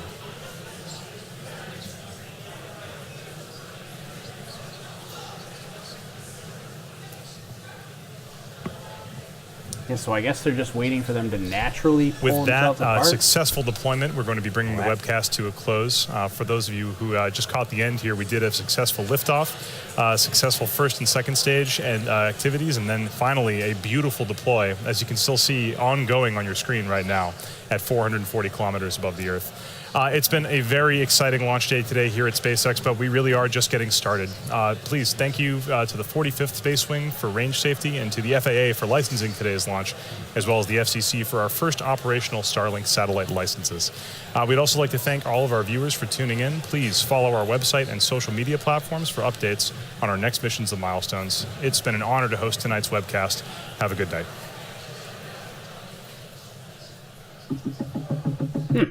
All right, well, that is not quite what I expected. So they kind of they all went out at once, just, and then I guess they're going to naturally, just from from that deployment, they're going to naturally spread apart or gradually spread apart themselves, just from the tiny difference in momentum between all the individual satellites. They'll kind of fan out. And then I imagine they'll activate their ion engines and then get themselves into the appropriate orbit once they get a little farther away from each other. But that is not at all what I was expecting to see. I thought they were gonna basically fling them off, and you were gonna have them all you'd have like a row of them, like I don't know, like a row of Pringles chips or something, where you just open the Pringles chips and then whoosh, you get one off, and then you do the next side, just whoosh. But that was not what I expected. So it's kind of anticlimactic, I think. But still kind of cool to think you got 60. We now have 60 internet satellites that are heading out into orbit, that are already in orbit, and they are the first set. We got 6 more launches to get just somewhat operational. So yeah, I guess that was kind of anticlimactic. I guess that's what Pony said as well. But yeah, each satellite does have its own ion engine that runs on krypton gas, which is kind of crazy. It sounds like Superman. It's a home planet of Superman, right? Krypton. But yeah, it does run on krypton gas, which is a real thing. They have these ion engines that are super efficient. And I imagine they're going to use those to actually get into their final destination orbit. So I thought it was going to be a huge mess of satellites. Yeah, I thought so too, Catherine. I don't know. I was expecting something a little more dramatic. Do you ever give away the NASA shirts? No, I don't give away the NASA shirt. Actually, it took me forever to find this NASA shirt just for myself. But no, I don't have any NASA shirts to give away, unfortunately. I give away free stuff, whatever people send to our nonprofit company here. So if I get it, then usually I give it away. They should have flinged them out. I like that. Let's see. What else did we miss on comments? The ending was dumb, says Pablo. Ending was dumb. It's a good summary. Like, straight to the point. I don't know if I would consider that dumb. I think I like anticlimactic better. It was not quite what I expected when I saw the satellite deployment, but of course I'm always looking for something crazy dramatic. But yeah, this was kind of just a regular satellite deployment. Deployed them out. They're going to kind of fan out gradually, and then they'll get themselves into the appropriate orbit. And it's only the first 60, so we got a lot to go. Let's see. Muff Tuffler says Elon's not available. He's digging the tunnel to Las Vegas with his boring company. Yeah, they're starting the Las Vegas tunnel here soon. Looks look like a pair of robotic lungs. Let's see. Columbia thought the same thing. Thanks so much. This guy sounds like Marvin the Martian. You're talking like me? I sound like Marvin the Martian? It's interesting. Never really. This is the first I've heard that, but all right, cool. Somebody's upset about the Game of Thrones finale. Says the Game of Thrones finale was dumb. The SpaceX deployment was dumb. I can't win. I can't win them all. Somebody's just upset. Do you have I don't know, something on Periscope starred that out? I don't know, thinks that you're saying something bad for some reason. But here, let's watch that super dramatic deployment again here. We're gonna have it we'll have it muted. But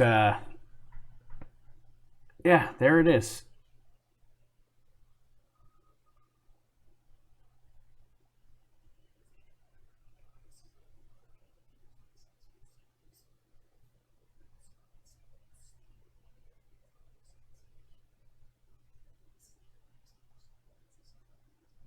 That's kind of crazy. Sorry, I forgot you were muted. I'm not muted in my ear, so I'm listening to him. You guys are just listening to silence. But yeah, that's not what I was expecting. Oh, and you guys can't see it either. Oh, jeez, what am I doing? Those spacecraft, so they really are just slowly fanning on the right screen. In 10 seconds. Oh my goodness. Let's stand. It's getting late. See, this is what happens when we have these late night launches. I forget to do I start watching a video on myself by myself and I forget to actually share it with you guys so you can see the right screen. Oh man. All right. Take 2 or 3. We'll try one more time.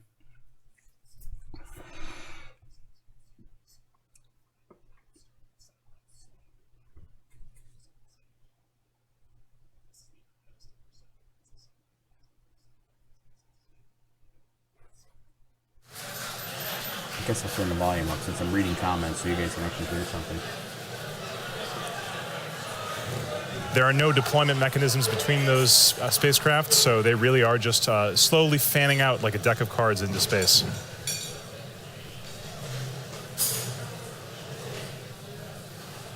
Yeah, dude, where did you get that shirt? Yeah, I got the shirt is from the NASA social event that I attended last month. Why are these launches so late? Is there a reason? A lot of times, summertime launches at Cape Canaveral, they do them late at night for better weather. Because Cape Canaveral and Florida in general is kind of the lightning capital in the world. A lot of thunderstorms in the afternoon, so you do see a lot of late night launches for Florida during the late spring and summertime.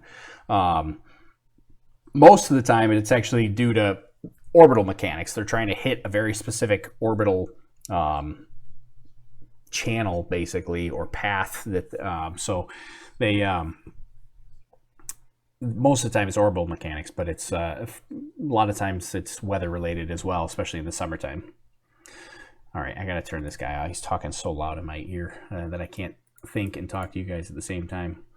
And we are watching you watch a video. I know I forgot to switch the video over. So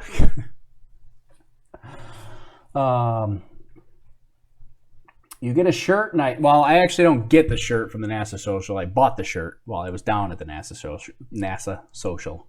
But yeah, I got it while I was there, but they didn't give it to me. I did have to buy it. Let's see. What else? Decaf is not the way to go. Oh, I never go decaf. I gotta have my caffeine. I'm way too hooked on caffeine. Wagner wants to go to Mars. Says launch me to Mars, please. I don't know if I would actually go to Mars. Would you guys go to Mars? I don't know if I would go to Mars. I would. I want to see people go to Mars, but I don't know if. I don't know if I want to be the person to go to Mars. I got a lot going here. So let's see. Need a drink. Yeah, I do need a drink now, especially it's late at night. We're screwing things up, forgetting to show you guys the video. It's too bad I got to work tomorrow. Let's see. Asking again, geosync days. That's from Jag32266 on Periscope. I don't understand that question, Jag. It just says geosync days. Are you talking about how? Well, yeah, I'm not sure. Maybe somebody can interpret that for me.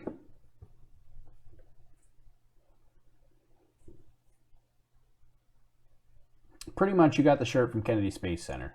Yeah, basically, I got the shirt at Kennedy Space Center. I actually got the shirt. It was kind of a cool thing. I've been to the Kennedy Space Center, like the gift shop, a couple times, and I wanted pretty much this exact shirt. I could never find this shirt.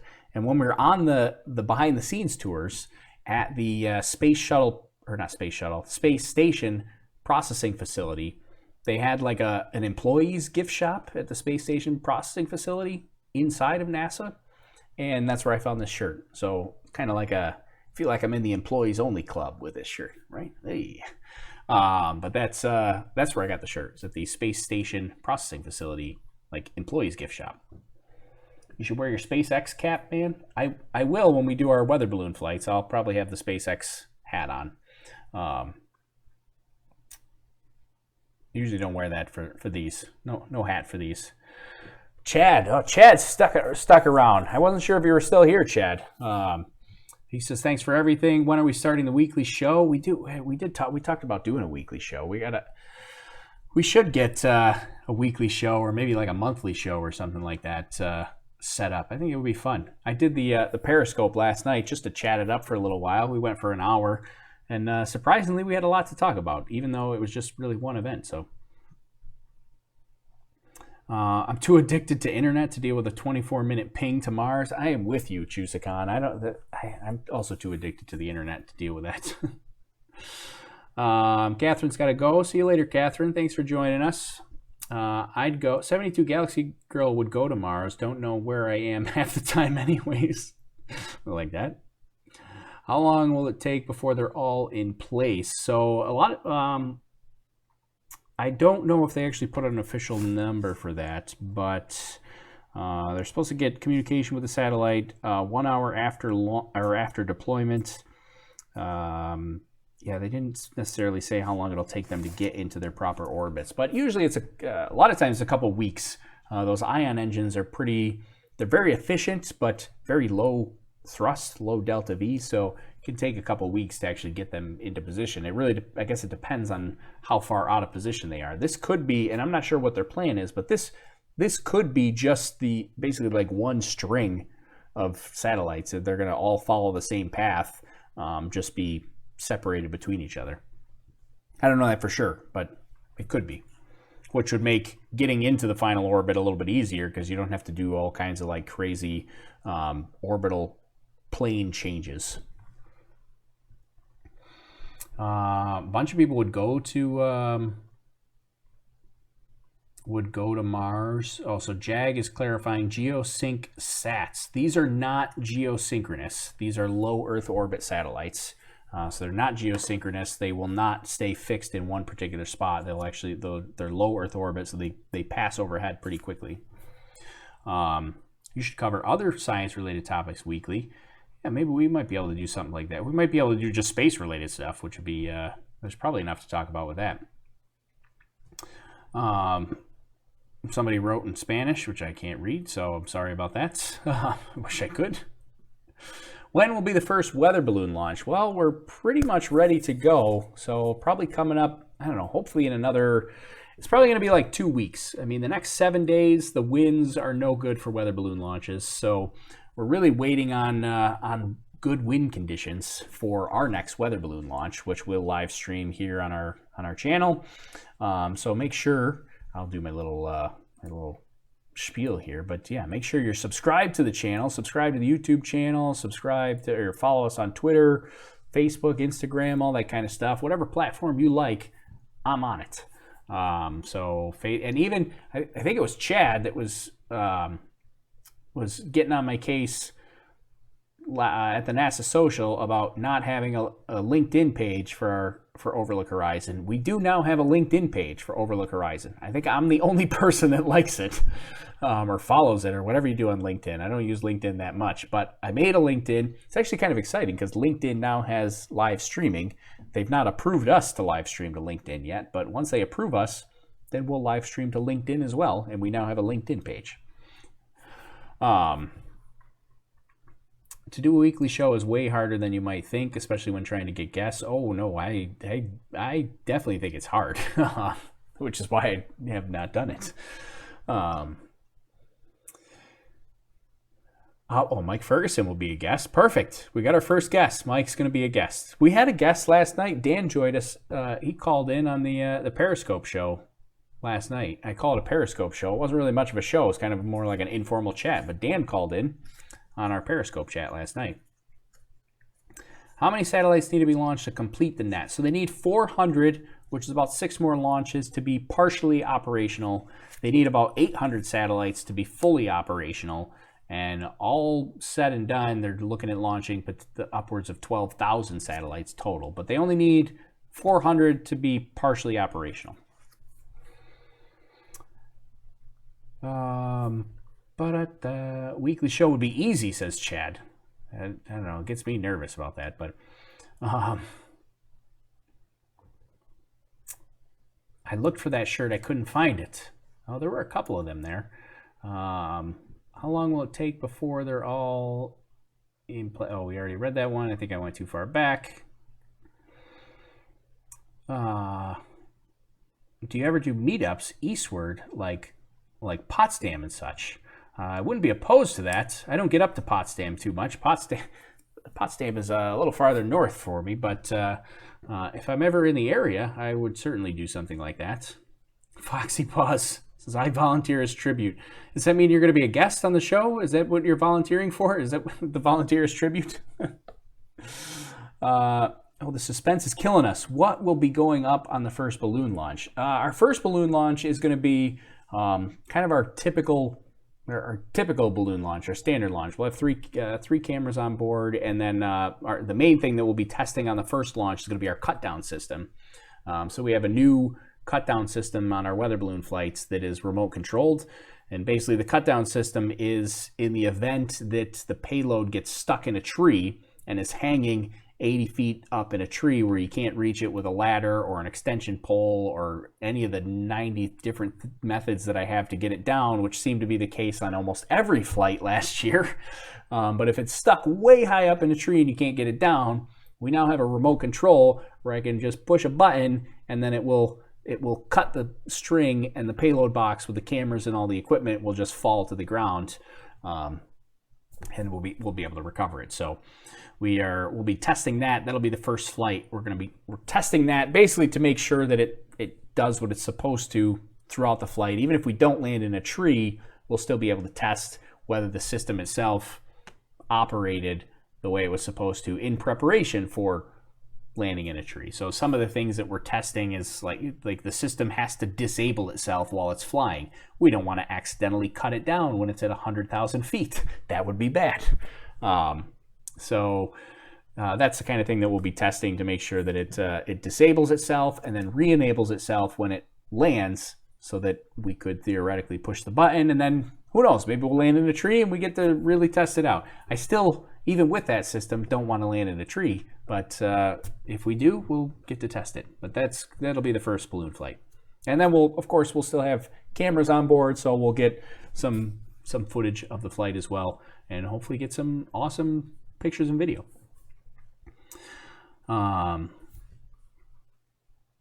Get a fishing net to catch the payload falling from the tree. Luckily, it's not that heavy, so I could just stand under it and catch it like this. I got it. Has the message been received? Says Eamon. I'm not sure, Eamon. I have not. I'm live, so I can't check my messages at the moment. But I will definitely check if you direct message me, and I will send a reply back to. If I got it, I'll send you a reply saying I got it. Let's see. Oh, Foxy Paws would be a guest. All right, perfect. We got another guest. Look at this. We're lining up guests like crazy for our upcoming show. Will we still have Wi-Fi service at homes? Yes, you'll still have Wi-Fi at home with Starlink. Starlink won't change that. No weather balloon launch will top the Space Lobster. I know, right? We had this. The Space Lobster was pretty epic. We're gonna have to come up with another epic mascot to launch into space. We had the Space Lobster. We had the Space Referee. A lot of you, the Space Referee, that was one of our early ones. A lot of you guys weren't even here yet for the Space Referee. The Space Referee was Overlook Horizon 4.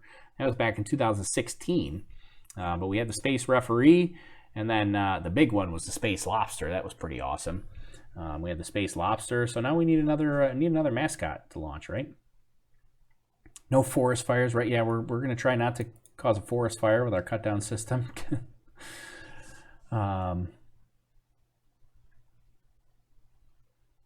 What's the lifetime of an individual Starlink satellite? I want to say, I don't have that down in front of me, but I want to say they said it was like 7 to 8 years. Don't quote me on that, but I think Elon said in the teleconference that the lifespan for the satellites was 7 to 8 years per satellite. So I'm not 100% sure on that, but I think it's somewhere in that neighborhood.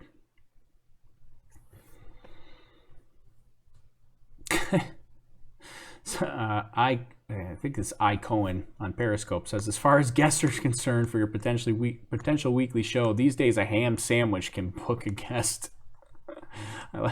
Maybe that's all we got. That's all it takes. Ham sandwich. You could be a guest. Space Shark, Space Gal. Alicia down in Cape Canaveral says Space Shark. We could do a Space Shark. We could stick with the marine theme.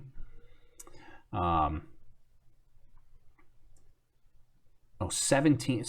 Alicia, Space Gal, says 17 years is the lifespan, is correct for Starlink. All right, I thought it was 7 years, but maybe it's 17 years. That's from Space Gal on Periscope.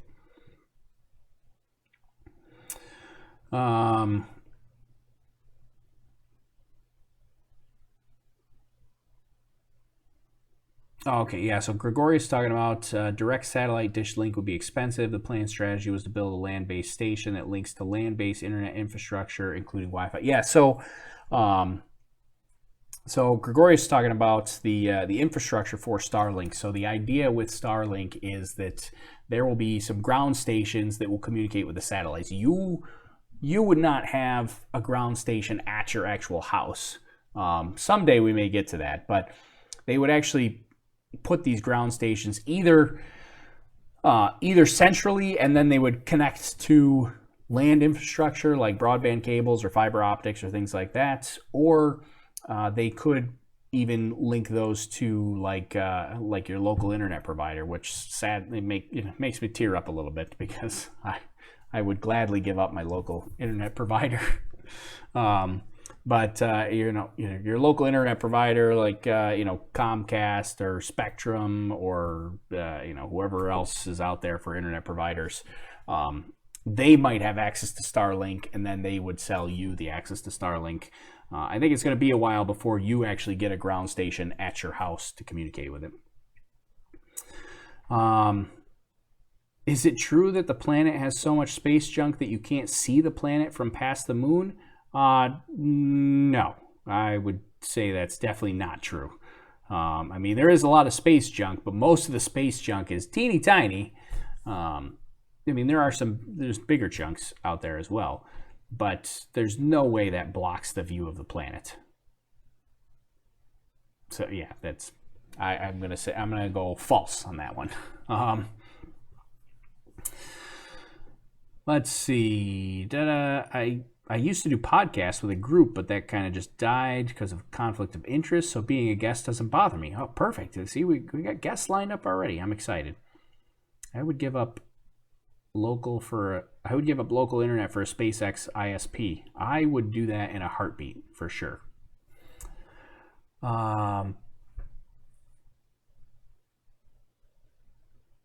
Well, the current dishes that can pick up something like Starlink cost over $20,000, says Chusicon. That would be kind of pricey. I don't think you're going to get a lot of homes that are going to be willing to spend $20,000 on a Starlink satellite. But if they could get a ground-based station and then distribute that out to a bunch of people, that could be doable. Let's see. Yeah, Trippin' Fool says we wouldn't be able to see the moon. Yeah, it's a good point there, Trippin' Fool.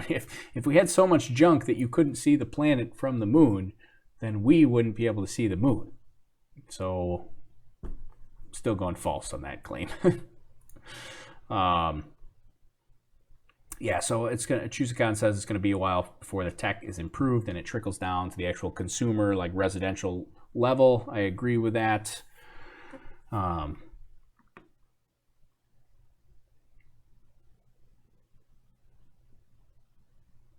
Eagle Soars USA said, I saw Saturn 2 weeks ago. I had no problem seeing it via a telescope. Yeah, it's I don't think we've got space junk that we got to deal with, but I don't think we're at the point where it's visually blocking. So, ElonNet on a 30-day free trial. CD-ROMs coming soon to your local Staples. I like that. Maybe you're just going to get random ElonNet CDs in the mail, like your old school AOL trials that you used to get. All right, friends. I think I'm going to have to wrap up here. I'm starting to get sleepy-eyed. It's getting late. We've seen a successful launch. We've seen a successful deployment, although I thought the deployment was going to be something more than it was. But I guess I'll take this opportunity before we end it to make sure to say that you should follow along with us, because we do have some fun here. Chat it up. We have a good time. We laugh a little bit. We've got our own weather balloon flights coming up in the next couple of weeks, so you'll see some cool shots from our weather balloons. We'll live stream those as well. We live stream all the SpaceX stuff, so maybe throw a like on the video. If you're on Periscope, maybe throw a whole bunch of hearts over. Lets me know that you like what we're doing. And if you really like it and you want to see more, then definitely subscribe to the channel, subscribe to the YouTube channel, or subscribe, follow along on Periscope, whatever you do on Periscope. You follow, subscribe, all that kind of. You guys know what to do. You like, you follow, you subscribe, whatever platform you're on.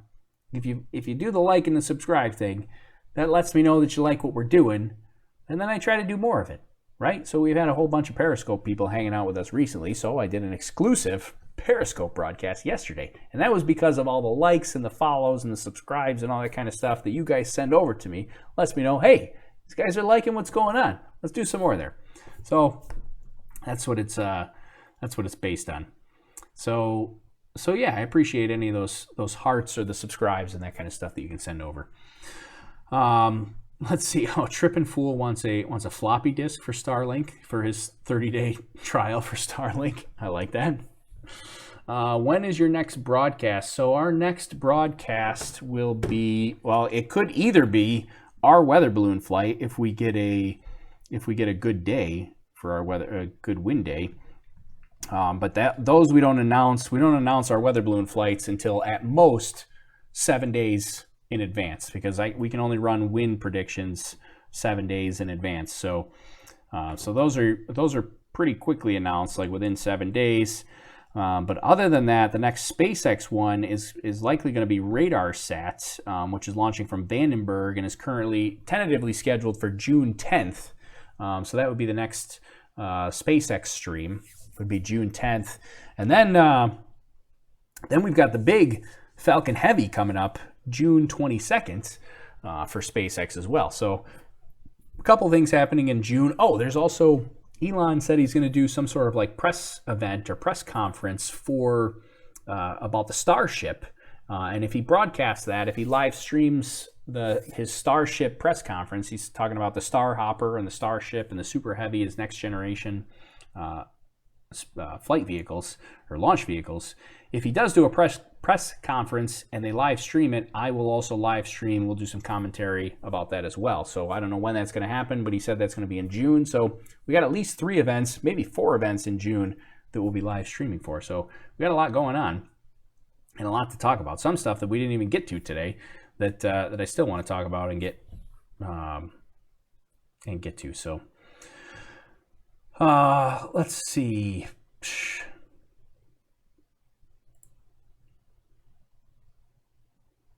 I think we got them all.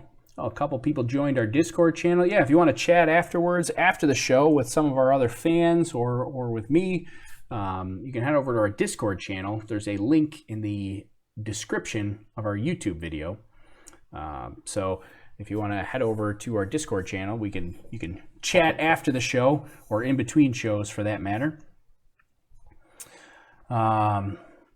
Thoughts on SpaceX P2P networking? Thoughts on IPFS, blockchain technology, or peer-to-peer technology like torrents, decentralized, or hosting? That's a huge question there, Greg. There's a lot to cover in there. I think I'm gonna pass on that one for now because that's gonna take me a while to answer all that. I love it all. It's all good stuff. I'm a fan of technology in general. So I'm all for it, but we can get into a bit deeper discussion on that at a different time here.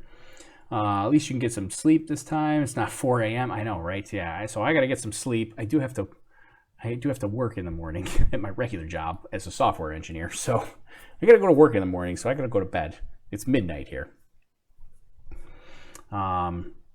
Foxy Paws joined the Madhouse. I'm assuming that's on the Discord channel because I see Foxy already chatting on the Discord channel, saying no voice chat ? I'm also very new to the whole Discord thing. I've been at it now for like a year, but if there's something that's missing like voice chat, I'm sure I can add it. I just have to figure out how to do that. Do you have a donate button? You can donate to our cause. If you want, you can. We talked about the shop earlier. If you want to donate and help support our weather balloons, you can buy yourself a sticker or a button at overlookhorizon.com/shop. Or if you just want to donate, because we are a 501c3 nonprofit charitable organization in the United States, if you just want to donate and get yourself a tax write-off if you're in the United States, you can go to overlookhorizon.com/donate. And you can send over a charitable donation, and it is 100% tax deductible if you're in the United States, because we are an official 501c3 nonprofit charitable organization. We're focused on STEM education. We want to get students and adults interested in science and technology. Hopefully, you guys are here. I got you guys maybe a little bit more interested. You're probably already interested in science and technology a little bit if you're here, but hopefully we get you more interested in it. You become regular. You hang out with us. You chat it up. Some people join the Discord. On the Discord channel, they talk about all kinds of things. Some stuff that I know nothing about. But you can talk about Arduino and Raspberry Pi and SpaceX and NASA and United Launch Alliance and all kinds of stuff. Oh, actually, one cool thing that I'm working on, which there's a chance that I may do like a Periscope stream this weekend if I can figure it out. I probably won't do it on the YouTube. Maybe I'll do it on YouTube as well, but I might stream just on Periscope exclusive this weekend. I've got a huge amateur radio dish coming for the 1700 megahertz band range or frequency range that I'm going to try to do some weather balloon tracking from the National Weather Service. So I've got a way to decode the actual weather balloon data from the real National Weather Service weather balloons. Yeah, I told you it's getting late. So the National Weather Service weather balloons, I can hopefully now decode their data, and I'm going to try to chase down a National Weather Service weather balloons. And if I can figure this out and I can get this working, I'm going to live stream that. We're going to see if we can chase down a National Weather Service weather balloon and go pick up their weather, because they don't recover their weather balloons. They just let them go, and wherever they land, they land. So we're going to see if we can go track one down, chase it down, and recover it. I've recovered one National Weather Service weather balloon, and that was completely by chance. But this, I want to try to get my antenna out and actually watch this thing and track it, and we'll go pick one up. How awesome would that be? That'd be pretty cool. Science and tech. Nah. I'm assuming that's sarcastic. KSP for all kids. I know my son is huge into Kerbal Space Program right now. He loves building rockets with Kerbal Space Program. He's only 5.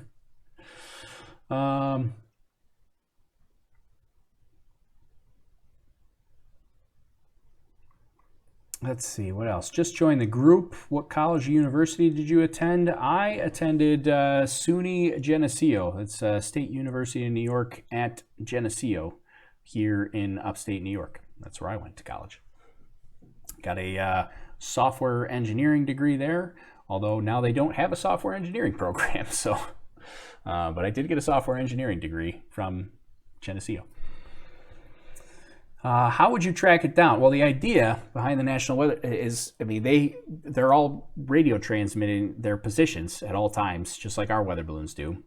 But they have a proprietary method, but I can now, I believe, can decode it. I have a software program that I've located that can decode those signals from the National Weather Service balloon. So I'm going to have my amateur radio with a gigantic antenna, and it's a big parabolic directional antenna, and we're gonna do our best to see if we can track this down. If it doesn't work, I got all the materials to try it this weekend. If it doesn't work, we're gonna keep going, because that's on my bucket list. I really want to track down a National Weather Service weather balloon and share that live.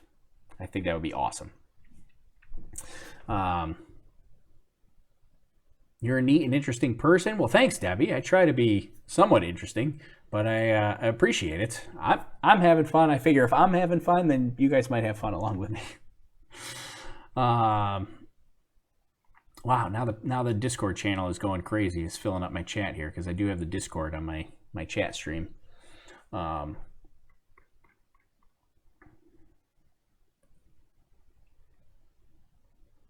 Let's see.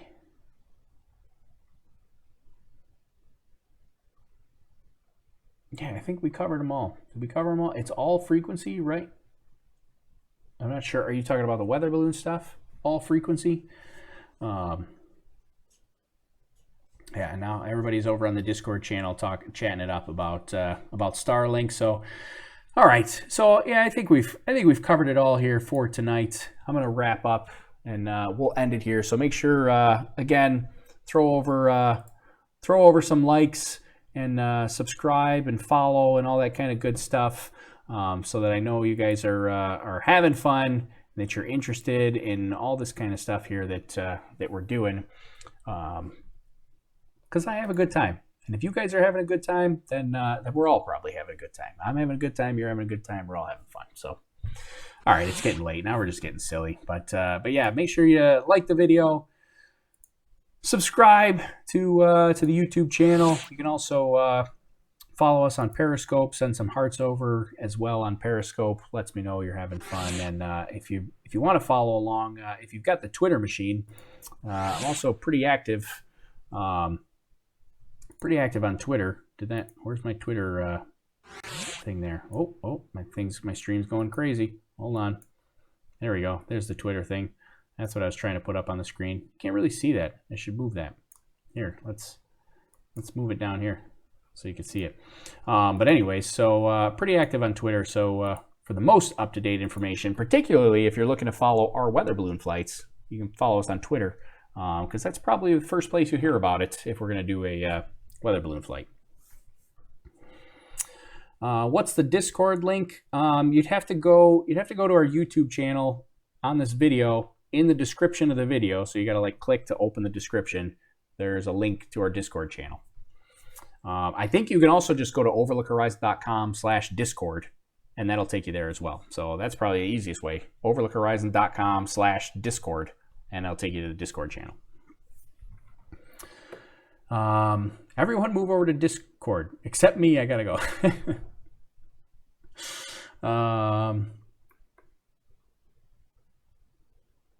Yeah, that's it. All right. I'm really ending it. We're going to go now. We had some fun. This is a good time.